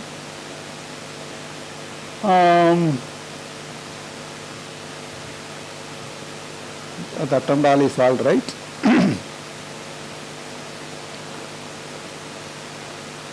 So they developed this, the rules of the Indian Geographical, Madras Geographical Association is following the Royal Geographical Society of London. So the constitution is based on this. This is notable one. The plan of the society, Indian Geographical Society, is we will have the 16th March 2026 in the same place of the Presidency College. We will take a group photo. The thing is, here the pattern is not there. Pattern is the governor of Tamil Nadu is the pattern, and C.P. Ramasamy Iyer is here. C.P. Ramasamy Iyer is the vice patron for this society.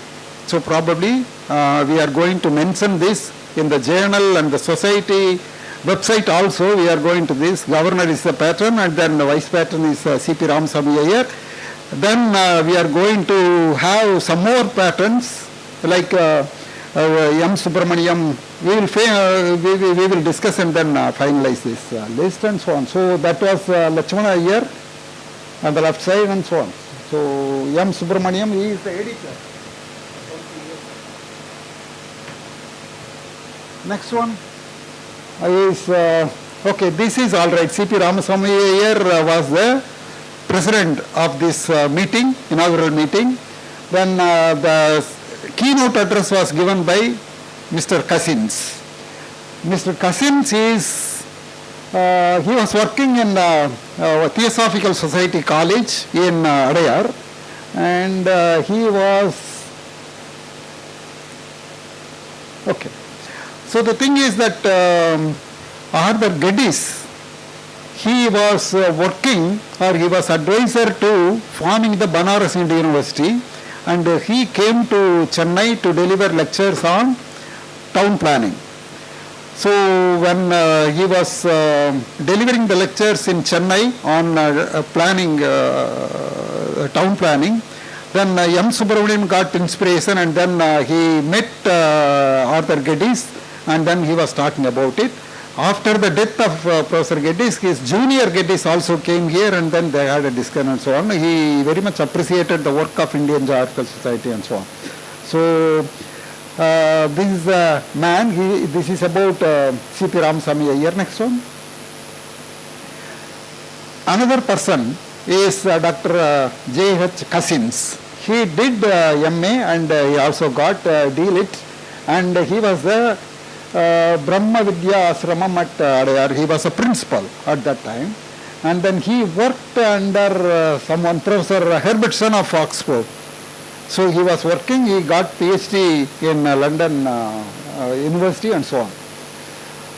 He was assisting Professor Herbertson, because Herbertson is a known figure in UK. Under him he was working for conducting a summer school. Before that, he was author of Modern Geography. So probably this might have inspired N. Subramaniam to think of or talk about modern geography when they had a discussion in geography in Chennai. Next one. Then, okay, these are all the objectives. Next one. So, yes, so this is very important. Besides his routine duties in teaching in B.Ed college, teacher stage, his work was to identify some personalities and then conduct the monthly meetings. Every month there is a meeting, and these meetings, these lectures are by bird's eye. Even she had the shorthand practice. So when the lecture is given, she makes her shorthand and then types in her house, and then proof correction is done. And SITU used to arrange, say, the conferences in different urban centers of Tamil Nadu, Madras Presidency. So they might have discussed and then finalized. You can also go along with the SITU and conduct geographical conferences. So these people probably after 1926, after his joining, they were going to SITU conferences along with the icons, and probably they might have discussed, and then they started, okay, Geographical Association also joins, and then they had a separate meeting for geography, and the geography session will not, it would not affect the SITU conference. So early morning, 8 to 9 or 9:30, they used to have a separate session for geography, separately. And then after the, say the work, at 4:30, they used to continue the geographical conference. So it means without affecting SITU, South Indian Teachers Association, Union Conference, they also conducted geographical conferences. Then this is provincial geographical conferences. They decided to move to with the SITU. Then the first one was conducted at Agricultural College, Chennai.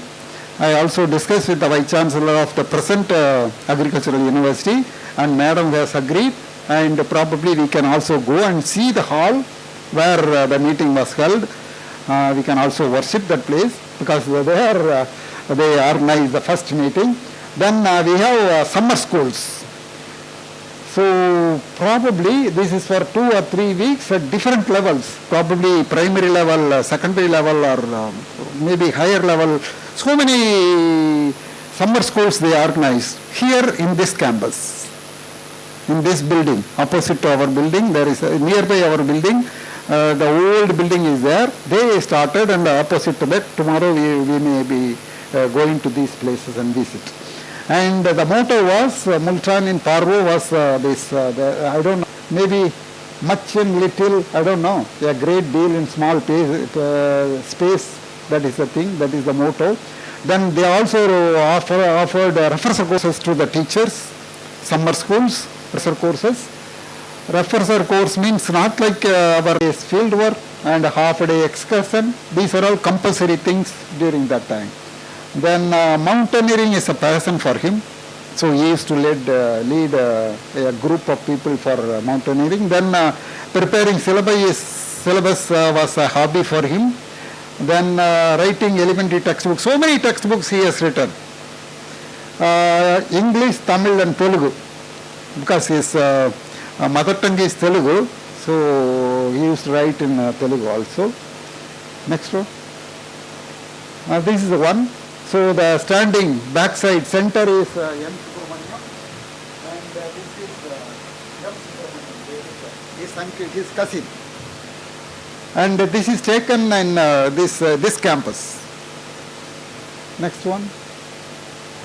Just before, on the left side is a lecturer in Gindi Engineering College, civil engineer. Civil engineering department, they used to support us for doing the survey. So all kinds of survey, that man was assisting. They got deputation of the civil engineering demonstrator. Right side, I do not know. So these are the ladies. One is at the bird side, then Becker, then Smith, and so on. So all these ladies. Then. So this was another say summer school in 1931. Can you gather so many people for our refresher course or summer school? See the strength and see.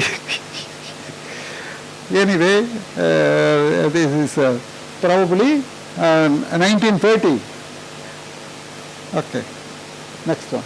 So this was there is a very long story about how he participated at the Indian Science Congress, and that might have deteriorated his health, fighting with the Indian Science Congress people and so on. So that's it. So these people are the British geographers who came to Chennai. So the Indian Science Congress Silver Jubilee session was held at Calcutta, and these people came down to Chennai and met, and they came to this campus, delivered a couple of lectures. Next one.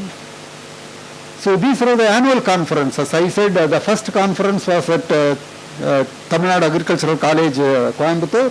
Next one at Palkad, Victoria College. Next one was in Madurai, American College. Fourth one at Tiruchirappalli, that is St. Joseph's College and also National College. Then at Anantapur, they had at Anantapur they organized it. Then Salem. So the Indian Science Congress session message came to Salem, and there the ill-fated thing started in 1936. Then next meeting was at Tanjavur, then at Mangalore, then Madras in what is it, Triplicane, the Hindu school, and then Kalat school and Hindu school. Then at Ambasamutram, another meeting. There, after that, you have the Rishi Valley meeting. Then he died. At that point he died, and then in Vellore he was no more, and it was held, normally it was held for 3 days, but it was held only for half a day in Vellore, and next year it was at Annamalai University, Annamalai. That was the end of the annual conferences by the Indian Geographical Society. Next one. Okay. A brief note of Indian Science Congress and geographers. In 1936,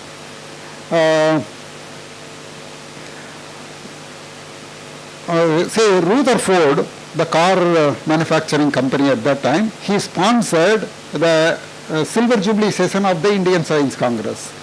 He promised to bring 100 British scientists to India so that they can mingle and talk about the development of various branches of sciences to India. So, sponsorship of 100 scientists from UK to India in 1936. So, they started the work in 1934. So, 2 years before they started. So, it means that if you are arranging for a major event, you have to plan for 2 years. So, it means it's a time for us to think of centenary celebration of the Indian Geographical Society. So, probably we need 2 years. Okay. So, the person who is in the director of geology in Mysore, say the presidency or Mysore province, he came to Salem to inaugurate the conference, and he was staying there for 3 days. On discussion, he said, okay, the UK people, 100 scientists are coming to Silver Jubilee session of the Indian Science Congress in Calcutta, and in the British model, there is a separate section for geography. There is a separate section for geology and also a separate section for geography in the Indian model. So whatever the model UK is following, that has to be followed in India, Indian Science Congress. So there was a separate section for geography. Unfortunately, in the indoor conference, there was no participation of geographers, and he was informing that Rama Rao, I don't know, yes, Rama, he was director of geology in Mysore. So he informed, and when he informed, then immediately the N. Subramaniam and George Kurian, who was working as a lecturer in Madras University, both of them wrote the abstract and sent it to Hyderabad, and it was accepted. Both of them went to Hyderabad for the 24th session. So there, Subramaniam was elected as the recorder, number 2 in geography. Number 1 was S.P. Chatterjee of Calcutta, and number 2 he was a recorder. So N. Subramaniam was elected as a recorder for the Silver Jubilee session of the the Calcutta session. There in Calcutta session, several people, geographers came, and then the British geographers elected N. Subramaniam as a chairman for the Lahore session. Next year, so 26th session was at Lahore. They had sent. N. Subramaniam was elected by the British geographers and Indian geographers, and that was Karachi. Then several things were there, and next year, when it was held in Chennai, the Indian Science Congress was held in Chennai, and they decided that we will close the geography session because the Britishers have gone, and they wanted to close, and N. Subramaniam did not cooperate.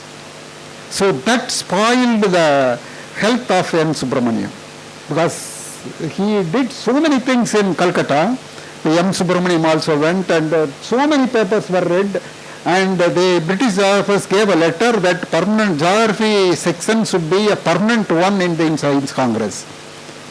And unfortunately, the local people did not agree for geography section, and they wanted to close down the geography section in Madras conference. That was the 27th section.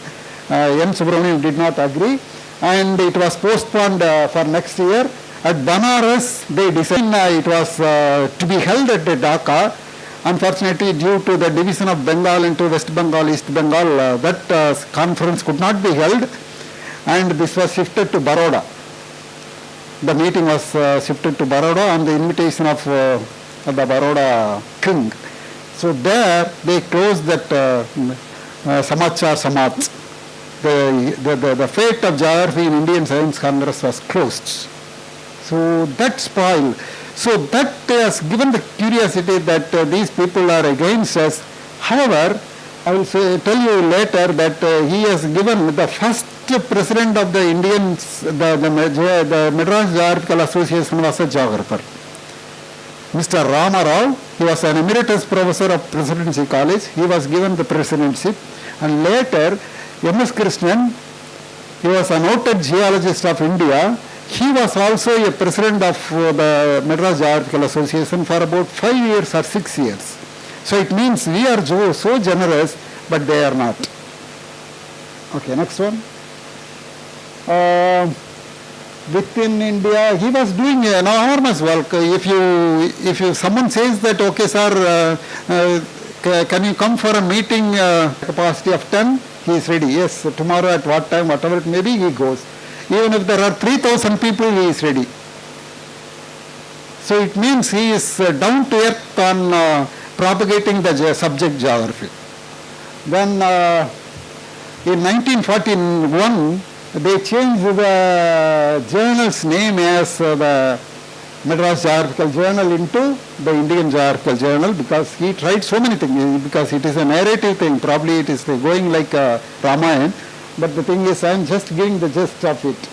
Then the society name was also changed, Madras Geographical Association to Indian Geographical Society in 1942. Then so many things were there. All the time, maybe 6 months he used to go for tour. Not continuously, but he has to apply for leave and so on. So all the time he moves here and there to various towns only for propagation of geography. He is also called as he is a man of geography by his colleagues in this campus, and they used to call the person geography, that man is coming and so on. So not N. Subramaniam, he is a geography person or something like that. Maybe a nickname is also there. Next one. Okay, this I said annual conference of this, and then all these things. Next one. Okay, he also went to the European Union. He visited so many countries in Europe, and he was given the Royal Geographical Society, fellow of FRGS, like the morning he was talking about FRGS. So he was an FRGS, and he advocated so many people to become a FRGS at that time, fellow of the Royal Geographical Society, and so many things. Next one. So he is an history of why, how a person should be there, and then why, how not he should be. So it means he has dedicated his entire life for the cause of geography. That should not be, because we have limitations. We have family. He has 2 daughters and 2 sons. Yes, here it is Geography Subramaniam. His nickname is Geography Subramaniam. All the time he was called, and he accepts invitations any time, anywhere he goes. Even if you stop in between and then lecture it, and then he was ready. And then okay, this is even in his last mortal hours. Just before an hour, he was talking about only the society, not daughters, not his wealth. That was it. But we could understand from the narrations given by others that he went to Lahore, he went to Indore, after that he came to Trivandrum, then came to Chennai. He was affected by a specific disease. Then he went to his native place in Andhra Pradesh, Nellore. Then there he could not, he was very much, his body was totally damaged, and then he was taken back to Chennai. In a few hours time he died. So that was his condition. It was given by another narration. So that was it. Even they were telling that he was talking about only the fate of Jarvi, not the children or family. And yes. Next one. Okay, that was about all this Indore, then Trivandrum, then everything is all right. Next one. He married twice. His first wife did not have children, and he married another lady. And usually his wives used to type the material, because he used to bed at 8:30 in the night, then wake up at 3 o'clock, then 3 to 4:30 he used to type. After 4:30 some other exercises, and at 6 he used to support his wife and so on. So all these things are there. Yes, it is there. Okay, it is not that much interesting for us. Yes, seldom he misses the social functions and meetings. Never, I think. Next one. He married twice, Rukmani, then all these things. She died in 1924. Then the second wife is Annapurni. Then 2 boys and 2 girls. Anna died in 1953. And the fate of children, one son is working in Delhi, it seems. Now probably we have to identify the house, because the house has 2 floors. On the ground floor it was given to Srinivasa Iyengar, who was a lecturer in Theosophical Society, and also a disciple of a mathematics professor of this college at that time. Next one. Okay, this and all is all right. Then this is somewhere it is given immediately after the death. This came in. The Secretary N. Subramaniam Memorial Committee was formed and begs to remind you to send you a contribution as early as possible. In 2-3 issues I could find this leaf. Next, okay. Yes, the thing is, they organized a meeting in Triplicane, and the Vice Chancellor was there, and his family was not invited. So no, there was no one participated from his family. That is all right. Okay. Okay. Okay, this is about it. The thing is that you should not dedicate the entire life for the cause of geography. Probably you can spare a few hours. Madam also can think of it. Don't dedicate yourself for the cause of geography. You also think of the family, and maybe sir could also think of it. And these are the departments. Probably we have 28 departments. 4 universities are offering okay.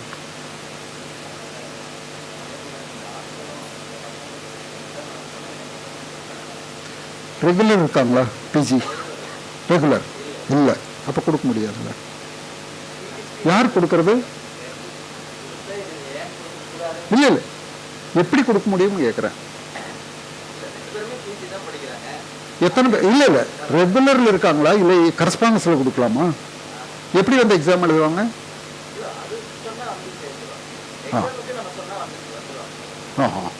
இங்கே வருவாங்களா இங்கே வருவாங்க எத்தனை பேர் படிக்கிறாங்க ஆஹா okay இருக்கலாம் எத்தனை வருஷமா நடத்துறீங்க பிஜி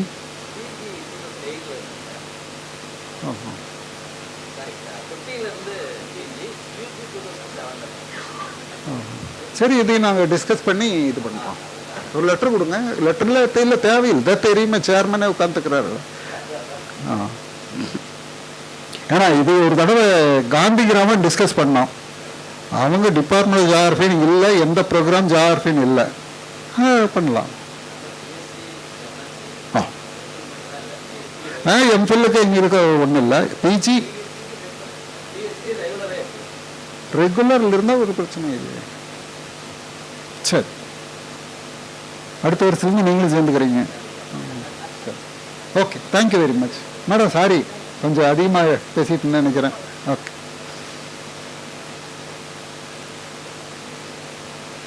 அடுத்தது யாருங்க மேடம்? வேறு ஏதாச்சும் கேட்குறீங்களா இல்லை வேணாம்?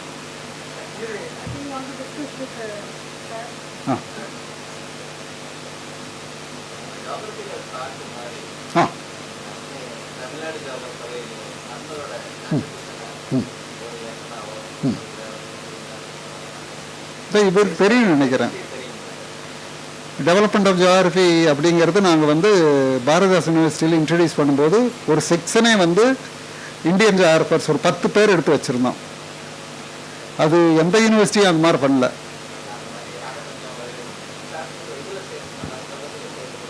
நீங்கள் தான் சேர்மன் கூட சொல்லி நீங்கள் தான் பண்ணணும். நாங்கள் பண்ணியிருக்கோம் சார். 2 months பிஃபோர் நாங்களும் ஒரு சார் டிஸ்கஸ் பண்ணியிருந்தோம். இந்த மாதிரி ஜியாகிரபிக்கல் தாட்டில் இது கொஞ்சம் ஒய் ஷுட் ஆட். நீங்கள் படித்த சிலபஸ் இருந்தா இல்லையா சார்? ஸோ இல்லை சார், ஆட் பண்ணோம். We don't have any descriptive data from the contributors. Sir நீங்கள் இப்போ வெரி குட், நான் இப்போ பார்த்த ஸ்லைட்ஸு இதெல்லாம் கம்பைன் பண்ணிட்டு ஒரு இல்லை இப்போ ஜியாகிரபிக்கல் இதில் வந்து இப்போ அமெரிக்கன் ஜியாகிரபர்னு ஒரு 10 பேர் கொடுக்குறீங்க, பிரிட்டிஷ்னா கொடுக்குறீங்க, யூஎஸ்னா கொடுக்குறீங்க. இந்தியாவில் உங்கள் சிலபஸில் இருந்ததா இல்லையா? நீங்கள் படிக்கும்போது இருந்தா இருந்துச்சு சார். நீங்கள் சொன்னீங்களா சார்? சிலபஸில் இருந்துச்சு தான். செப்பரேட்டாக நமக்கு வந்து இந்தியன் ஜியாகிரபிக்கல் தாட்னு போட்டுட்டு நம்ம இந்தியன் ஜியாகிரபிக்கல் தாட் இருக்குமா? ஜியாகிரபிக்கல் தாட்டில் டெவலப்மெண்ட் ஆஃப் ஜியாகிரபியில் ஒரு யூனிட் வந்து இருக்கும். அதில் 4-5 இது ஒன்று இருக்கும், அவ்வளோதான். இப்போ நம்ம கொஞ்சம் ஆட் ஆன் இன்ஃபர்மேஷனாக இது இப்போ சார் கொஞ்சம் ஸ்லைட்ஸில் நிறைய டிஸ்கிரிப்டிவ் டேட்டா இருந்துச்சு. இது வந்து இது சொந்த கதை. அது வந்து இப்போ தீக்ஷித், இப்போ கேஆர் தீக்ஷித் ஒன்று இருக்கு. கேஆர் தீக்ஷித்தை பற்றி என்னென்ன கான்ட்ரிபியூட் பண்ணாரு, ஆர்எல் சிங் ஒன்று இருக்கு, ஆர்பி மிஸ்ரா ஒன்று இருக்கு. இருக்கா இல்லையா? நீங்க படிச்சீங்களா இல்லையா? அவ்வளோதான். இனாயத் அகமது இருக்கு. ஆமா, தேஷ் பாண்டே இருக்குன்னு நினைக்கிறேன். அது மாதிரி ஒரு 10 ஏ ரமேஷ் இருக்கு. ரமேஷ் சரி, இவர் அங்கேயே படித்தவரே இங்கே இருக்காரு. பட் ஓகே, சரிங்க மேடம், தேங்க்யூ வெரி மச். எதை சொல்கிறதா? Good evening sir. என் பேர் சீனிவாசன். எம்எட் படிச்சுன்னு இருக்கேன். ஐஏசியில் படிக்கிறேன். நான் ஜியாகிரஃபி ஸ்டூடெண்ட் தான். 2011 வந்து நான் பிஎட் முடித்தேன் சார். சரி. காலேஜ் லெவலில் வந்து ஜியாகிரஃபி டெவலப் ஆகிட்டே வருது, ஆனால் ஸ்கூல் லெவலில் டெவலப் ஆகுது இல்லை சார். இப்போ வந்து இப்போது எம்எட்ல என்னோடய ரிசர்ச் டாப்பிக்கே வந்து ஜியாகிரஃபி ரிலேட்டடானது தான் சார். ஆனால் வந்து ஸ்கூல் டீச்சர்ஸ் என்ன சொல்கிறாங்கன்னா, ஜியாகிரஃபி டீச்சர்ஸ் என்ன சொல்கிறாங்கன்னா, நம்ம சப்ஜெக்டை வந்து நிறைய ஸ்கூல்லேருந்து தூக்கிட்டாங்க, நம்ம ஜியாகிரஃபருக்கு வேலை இல்லாமையே போயிடுது அப்படின்னு சொல்கிறாங்க. ஸ்கூல் லெவல்லையும் நம்ம ஜியாகிரஃபி டெவலப் ஆகிறதுக்கு இந்த செஷன், இந்த சொசைட்டி வந்து ரொம்ப ஹெல்ப்ஃபுல்லாக இருக்கணும்ன்ட்டு அவங்கக்கிட்ட வந்து பணிவன்புடன் கேட்டுக்கொள்கிறேன் சார். பிரசிடென்ட் இங்கே இருக்காங்க, வைஸ் பிரசிடென்ட் இருக்காங்க. நாங்கள்லாம் சும்மா ஒரு குச்சி மாதிரி இல்லை. இதுக்கு முன்னாடி இந்த பிரசிடென்ட் வந்து was the director of school education எல்லாம் இருந்தாங்க. ஒரு 15-20 வருஷம் வந்து was director of school education தான் பிரசிடெண்ட்டாக இருந்தாங்க. அவங்க கடைசியாக என்ன சொல்லிட்டாங்கன்னா, எங்களால் ஒன்றும் பண்ண முடியல அப்படின்னு போயிட்டாங்க. We try our level best. இங்கே சிலபஸ் இருக்கும்போது உதயச்சந்திரன் தான் இருக்கும்போது ஒவ்வொரு தடவை மீட்டிங்லேயும் நான் சொல்லுவோம், அவரும் ஒரு ஸ்டேஜ் வரேன்னு சொல்லுவார். நாங்கள் என்ன தான் பண்ணாலும் மினிஸ்டர் வாயில் சொல்லணும், மினிஸ்டர் சொன்னால் தான் நடக்கும். மினிஸ்டர் நான் போய் வாயை தரன்னு சொல்ல வைக்க முடியாது இல்லையா? நாங்கள் முடிஞ்ச அளவுக்கு செய்கிறோம். எந்தெந்த இடத்துல ஆப்பர்ச்சுனிட்டி எடுக்கிறோம் அந்த இடத்துல எல்லாம் வாயை திறந்து பேசுவோம். பார்ப்போம். கண்டிப்பாக சார், கண்டிப்பாக. எங்களுக்கு சாப்பாடு போடுறது, ஒவ்வொரு வேளை ஒரு டீ குடித்தாலும் கூட அது வந்து ஜியாகிரஃபி போட்ட பிச்சை. அதனால் வந்து நாங்கள் எங்கள் லைஃபே அதுக்கு தான் இருக்குது. நீங்கள் சொல்கிறதுக்கு முன்னாடி இருக்குது, பட் இருந்தாலும் ஒரு சில டைமில் எங்களால் முடியல, அவ்வளோதான். Thank you sir. Okay. Thank you so much, sir, for bringing out the man of geography, Geography Subramaniam's life and work. Really, it is very, very impressive and motivating us. Thank you so much for bringing out that, sir. So, may I request now Subhashni J for presenting comparative study of Kanjipuram district shoreline changes using DSCC software. Good afternoon to one and all present here. I am J. Subhashni from Bhadas University. This is my preliminary study on comparative study of shoreline change analysis in Kanjipuram district using digital shoreline analysis system. These are my contents. Shoreline changes refers to the dynamic shifts and transformation occurring along the interface between land and water. By examining the alterations by various factors in coastal features such as beaches, dunes, cliffs and tidal marshes, shoreline change analysis helps assess the impact of natural and anthropogenic factors on coastal ecosystem and infrastructure. The study of shoreline changes involves collecting, analyzing diverse data sets including historical maps, aerial photographs, satellite imagery and field measurements. The significance of shoreline analysis is to understand the changes occurs in the interface between sea and land surface. The aim of shoreline change analysis is to compare shoreline changes for 2000, 2010, 2020 using digital shoreline analysis system in Kanjipuram district, Tamil Nadu. The main objective is to quantify alterations, to examine decision making and to assess infrastructure development and coastal disaster management. The study area I have chosen for the study is Kanjipuram coastal area. Is located on the eastern coast of India, which stretches the length of about 87.2 kilometers in the state of Tamil Nadu. It lies along the Bay of Bengal, northeastern extension of the Indian Ocean.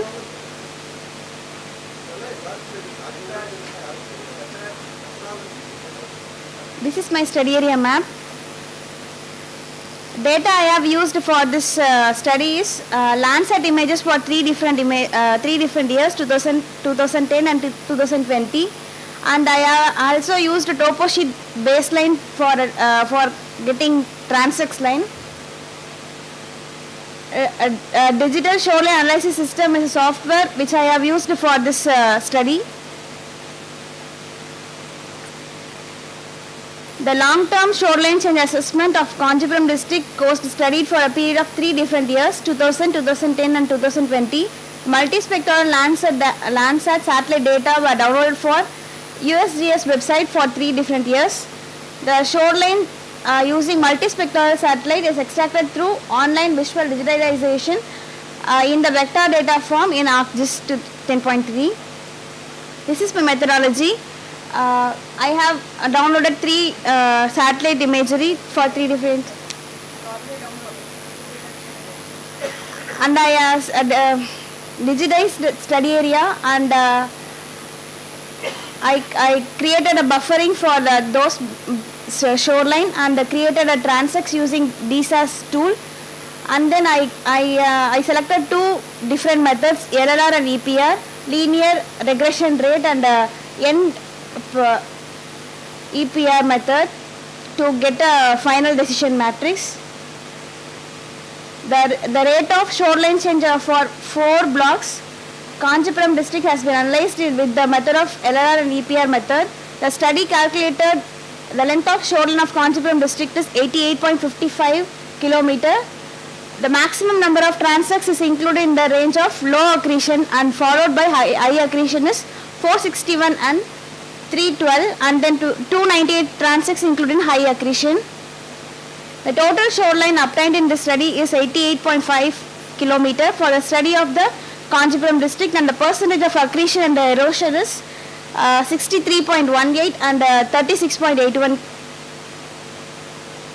These graphs are created using a linear regression rate data.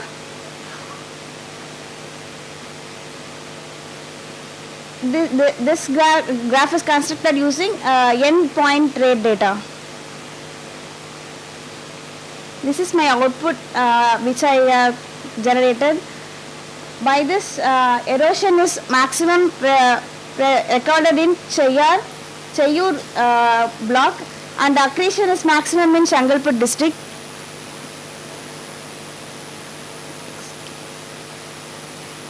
The study conducted for the assessment of shoreline change for Kanjipuram coastal area, dominant erosion is observed in Cheyyur and maximum amount of accretion is observed in Tirukolungundram. Shoreline changes including erosion and accretion pose significant changes for coastal communities. Implementing appropriate solutions and remedies is crucial to mitigate the impact of shoreline changes and maximum maintain the stability and resilience of coastal areas. Strategies and measures: beach nourishment, coastal armoring, wetland restoration, ecotourism. Conclusion: this study demonstrated the usage of remote sensing and GIS technology for shoreline change analysis using multispectral images.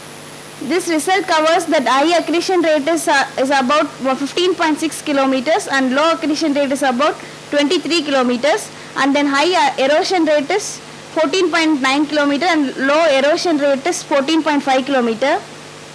By examining shoreline changes over time, researchers and coastal managers can gain valuable insights into the dynamic nature of coastlines, identifying areas of erosion or accretion, and assess the impact of natural process and human activities. These are my references, and thank you.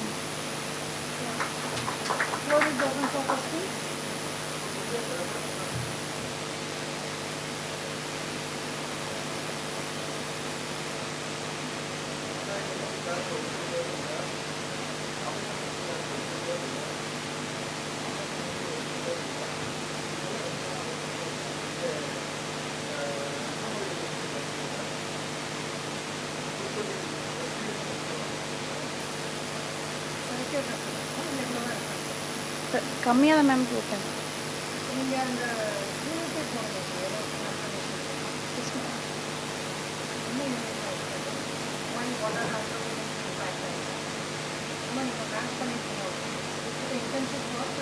Internship Madurai Kamaraj university.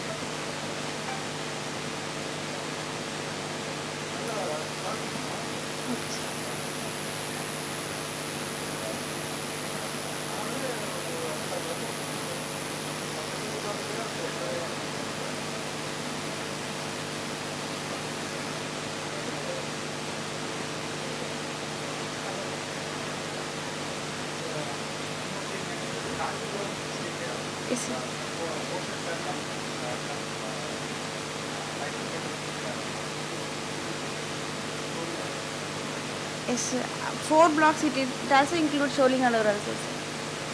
Sholingalur, Tirukalungundram, Chengalpattu and Cheyyur. 4 blocks.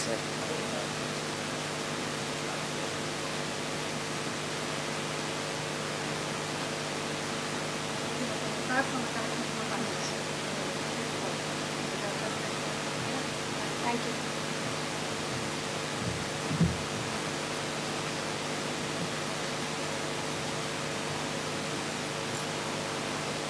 May I call upon now Muthukrishnan, okay, to present his paper on development of sub-drainage networking for redirecting flood inundations. Sir, please.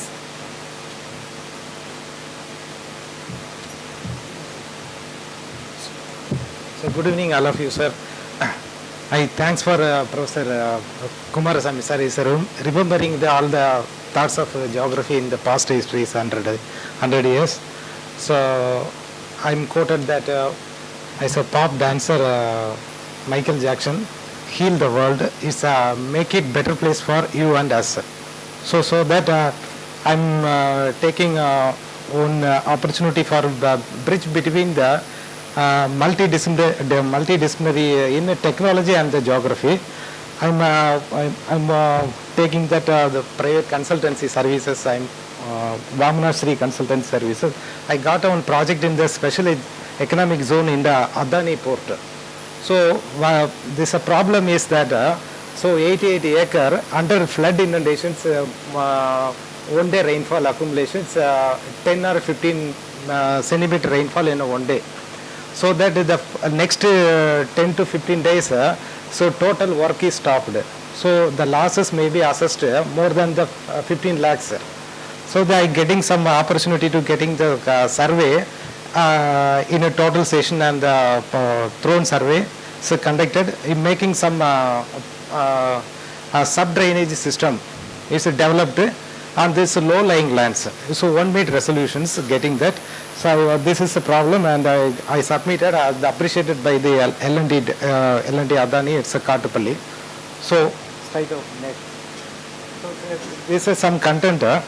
I integrated with one survey department. I'm hiring the some survey team. So getting the benchmark survey is the entire yard sites. So chapter is a topographical survey is conducted. So flood risk analysis in the past histories of rainfall in the very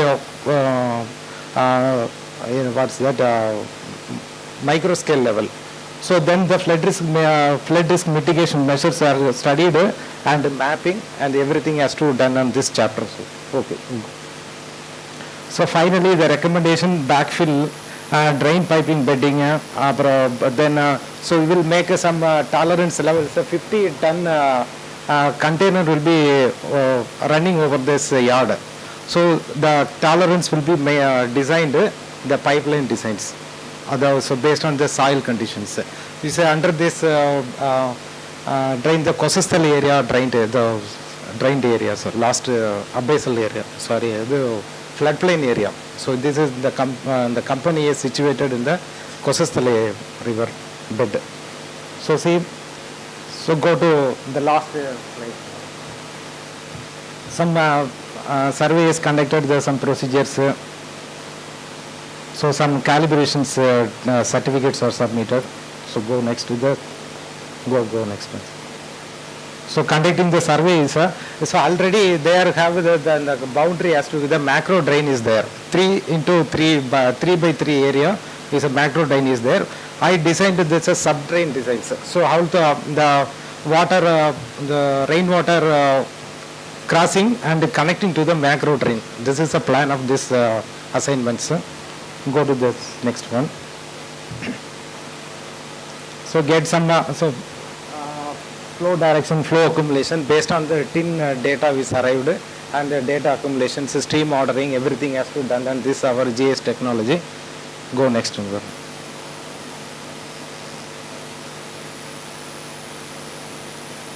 So go to last.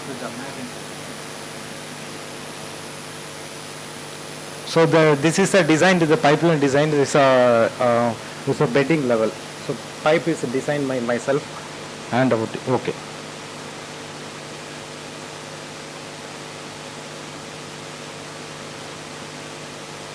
This is a site situation, MFK, go next one. So conducting the old jetty, and the first benchmark is surveyed in our team. Okay. Go next one.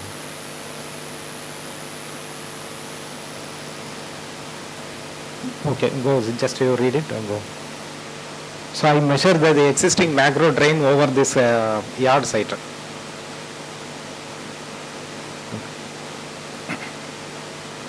So see, one thing also, when I am surveyed on the March 12, the summer season rainfall is occur on this next 3 days. 3 days, we get some chances to how much is water inundated over that area.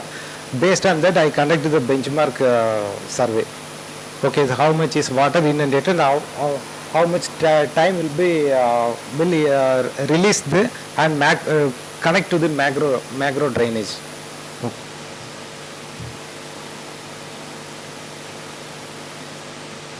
So 1 or 2 feet level is inundated over this yard site. So this is some site map. Go next. So see, I'm assess the development of drainage water sets around the environment based on the grid level. So I'm using the technology, geography. Next, go next. You know. So.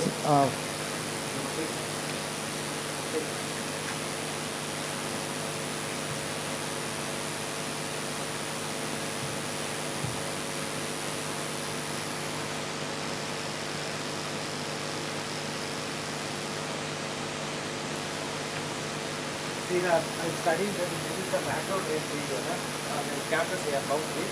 So water inundated over the maximum level. So this is there, the water inundation. You cannot enter this by macro drain. So I have designed this is the level analysis. So this is the slope gradient analysis, slope direction, slope gradient.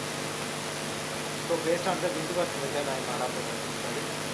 Right, we will understand the slope angle will be in a degree, and the maximum degree is 2 degrees. Then identify this is the drain area, C portion. So these all are the risk area. So again I go to the so then in the terrain model, we narrow up, so E1 is the maximum and then is the 0.1.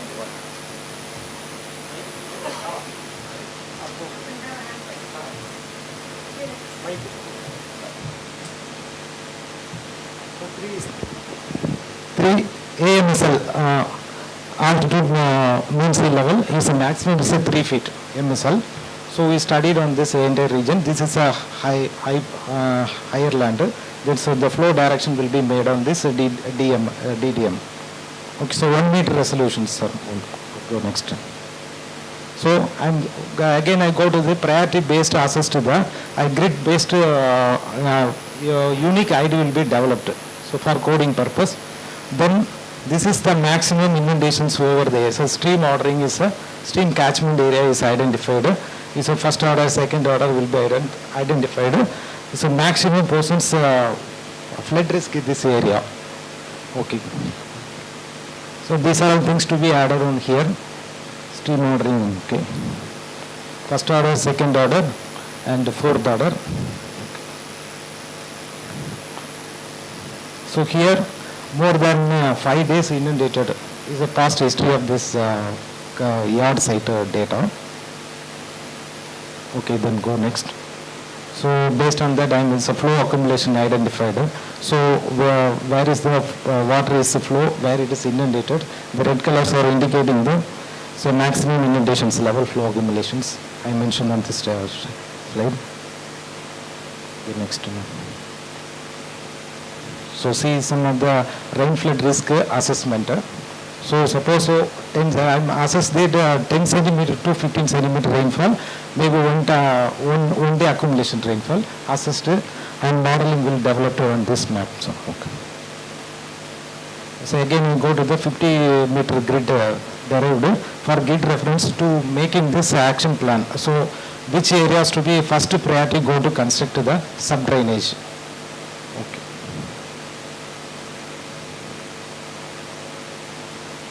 So topographical contour is asymmetric, so 0.5 meter contour will generated. This is a high risk area, making that order and the grid is merged with this proposed alignment of the subdrain. So proposed alignment of subdrain designing. So again I go to that, the base studies will be conducted. Afterwards I go to the analyze the proposed subdrain designing and connecting to the macro drain. Okay, next. These are the priority action plan to mitigate the water, mitigate the action plan to construct the subdrain design. So first priority go to this color. So 3 types of oil given.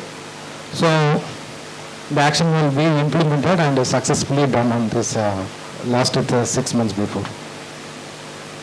Okay, go next. So this is a pipeline. This is sand and a 35 centimeter pipe is there. So there's the ionic pipe is there. This is civil and civil team will be developed. I give some of the suggestion to initial bed level, bed sand or so much is there. This is side filling, top layers is filling based on the location based. So now, okay. See, some of the CAD files will be shown on them. So, okay. So this project will be done on the only 30 days. So 3 to 5 days is conducting the survey, and the data will be converted into processed by this CAD technology and DEM generations. So everything is totally is in the project time is 50 to 60 days. So submitted, the value of the project is 7.5 lakhs. Is an individual. Myself, I'm say director of this project, sir. Okay.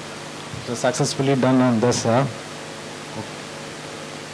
Now, okay, go previous slide. So this is the pipeline length and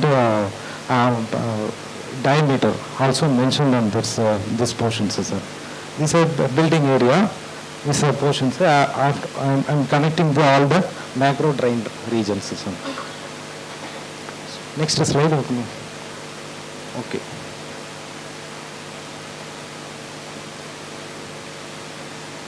Okay, that's all, sir. Thank you very much, sir.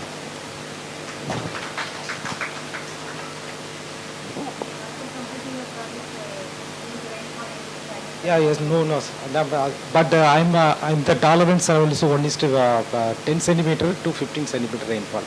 So more than that, that is again one risk, sir.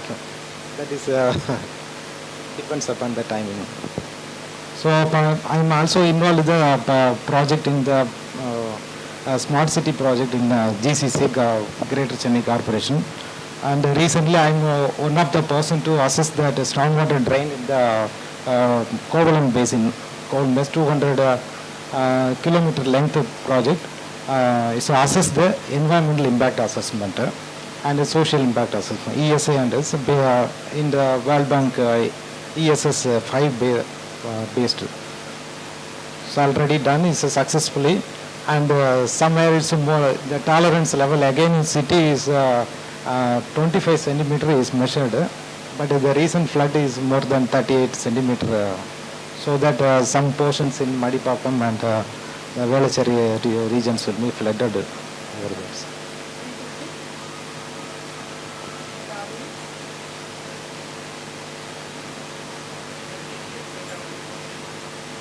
His own data is surveyed. 1 meter.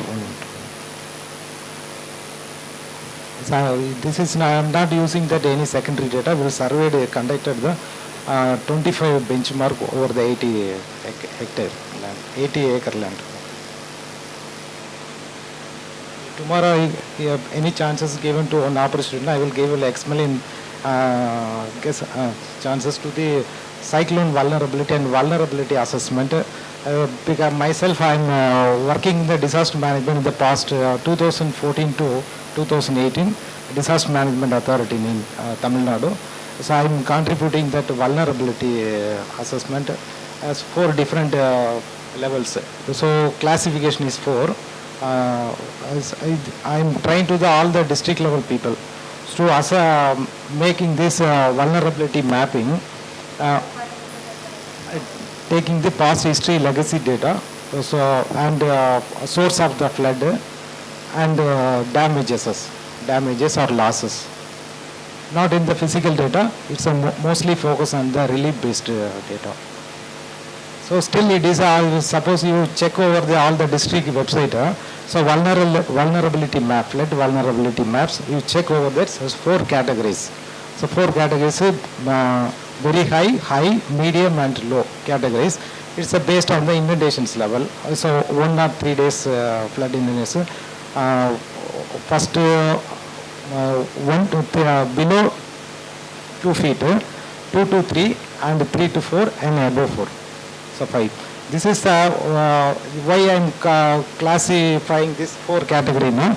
It gives some priority goes to the before flood warning received from flood or flood alert rainfall alert from the IMD. So most priority goes to that high vulnerability area. The prior action will be taken on this assessment. So still in our state, we'll identify the 4,459 locations were identified. And the part of that very high is 559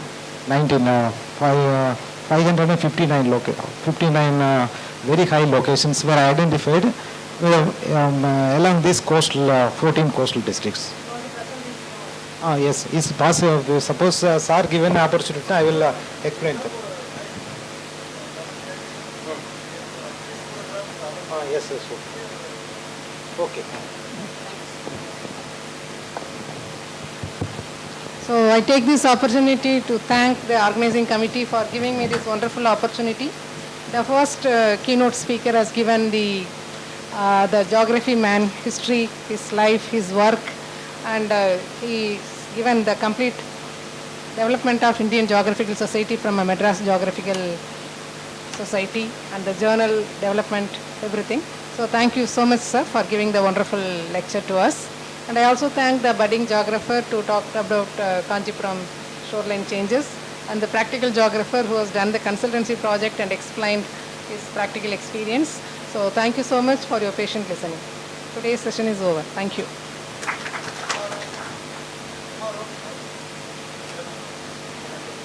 Tomorrow the session begins at 10.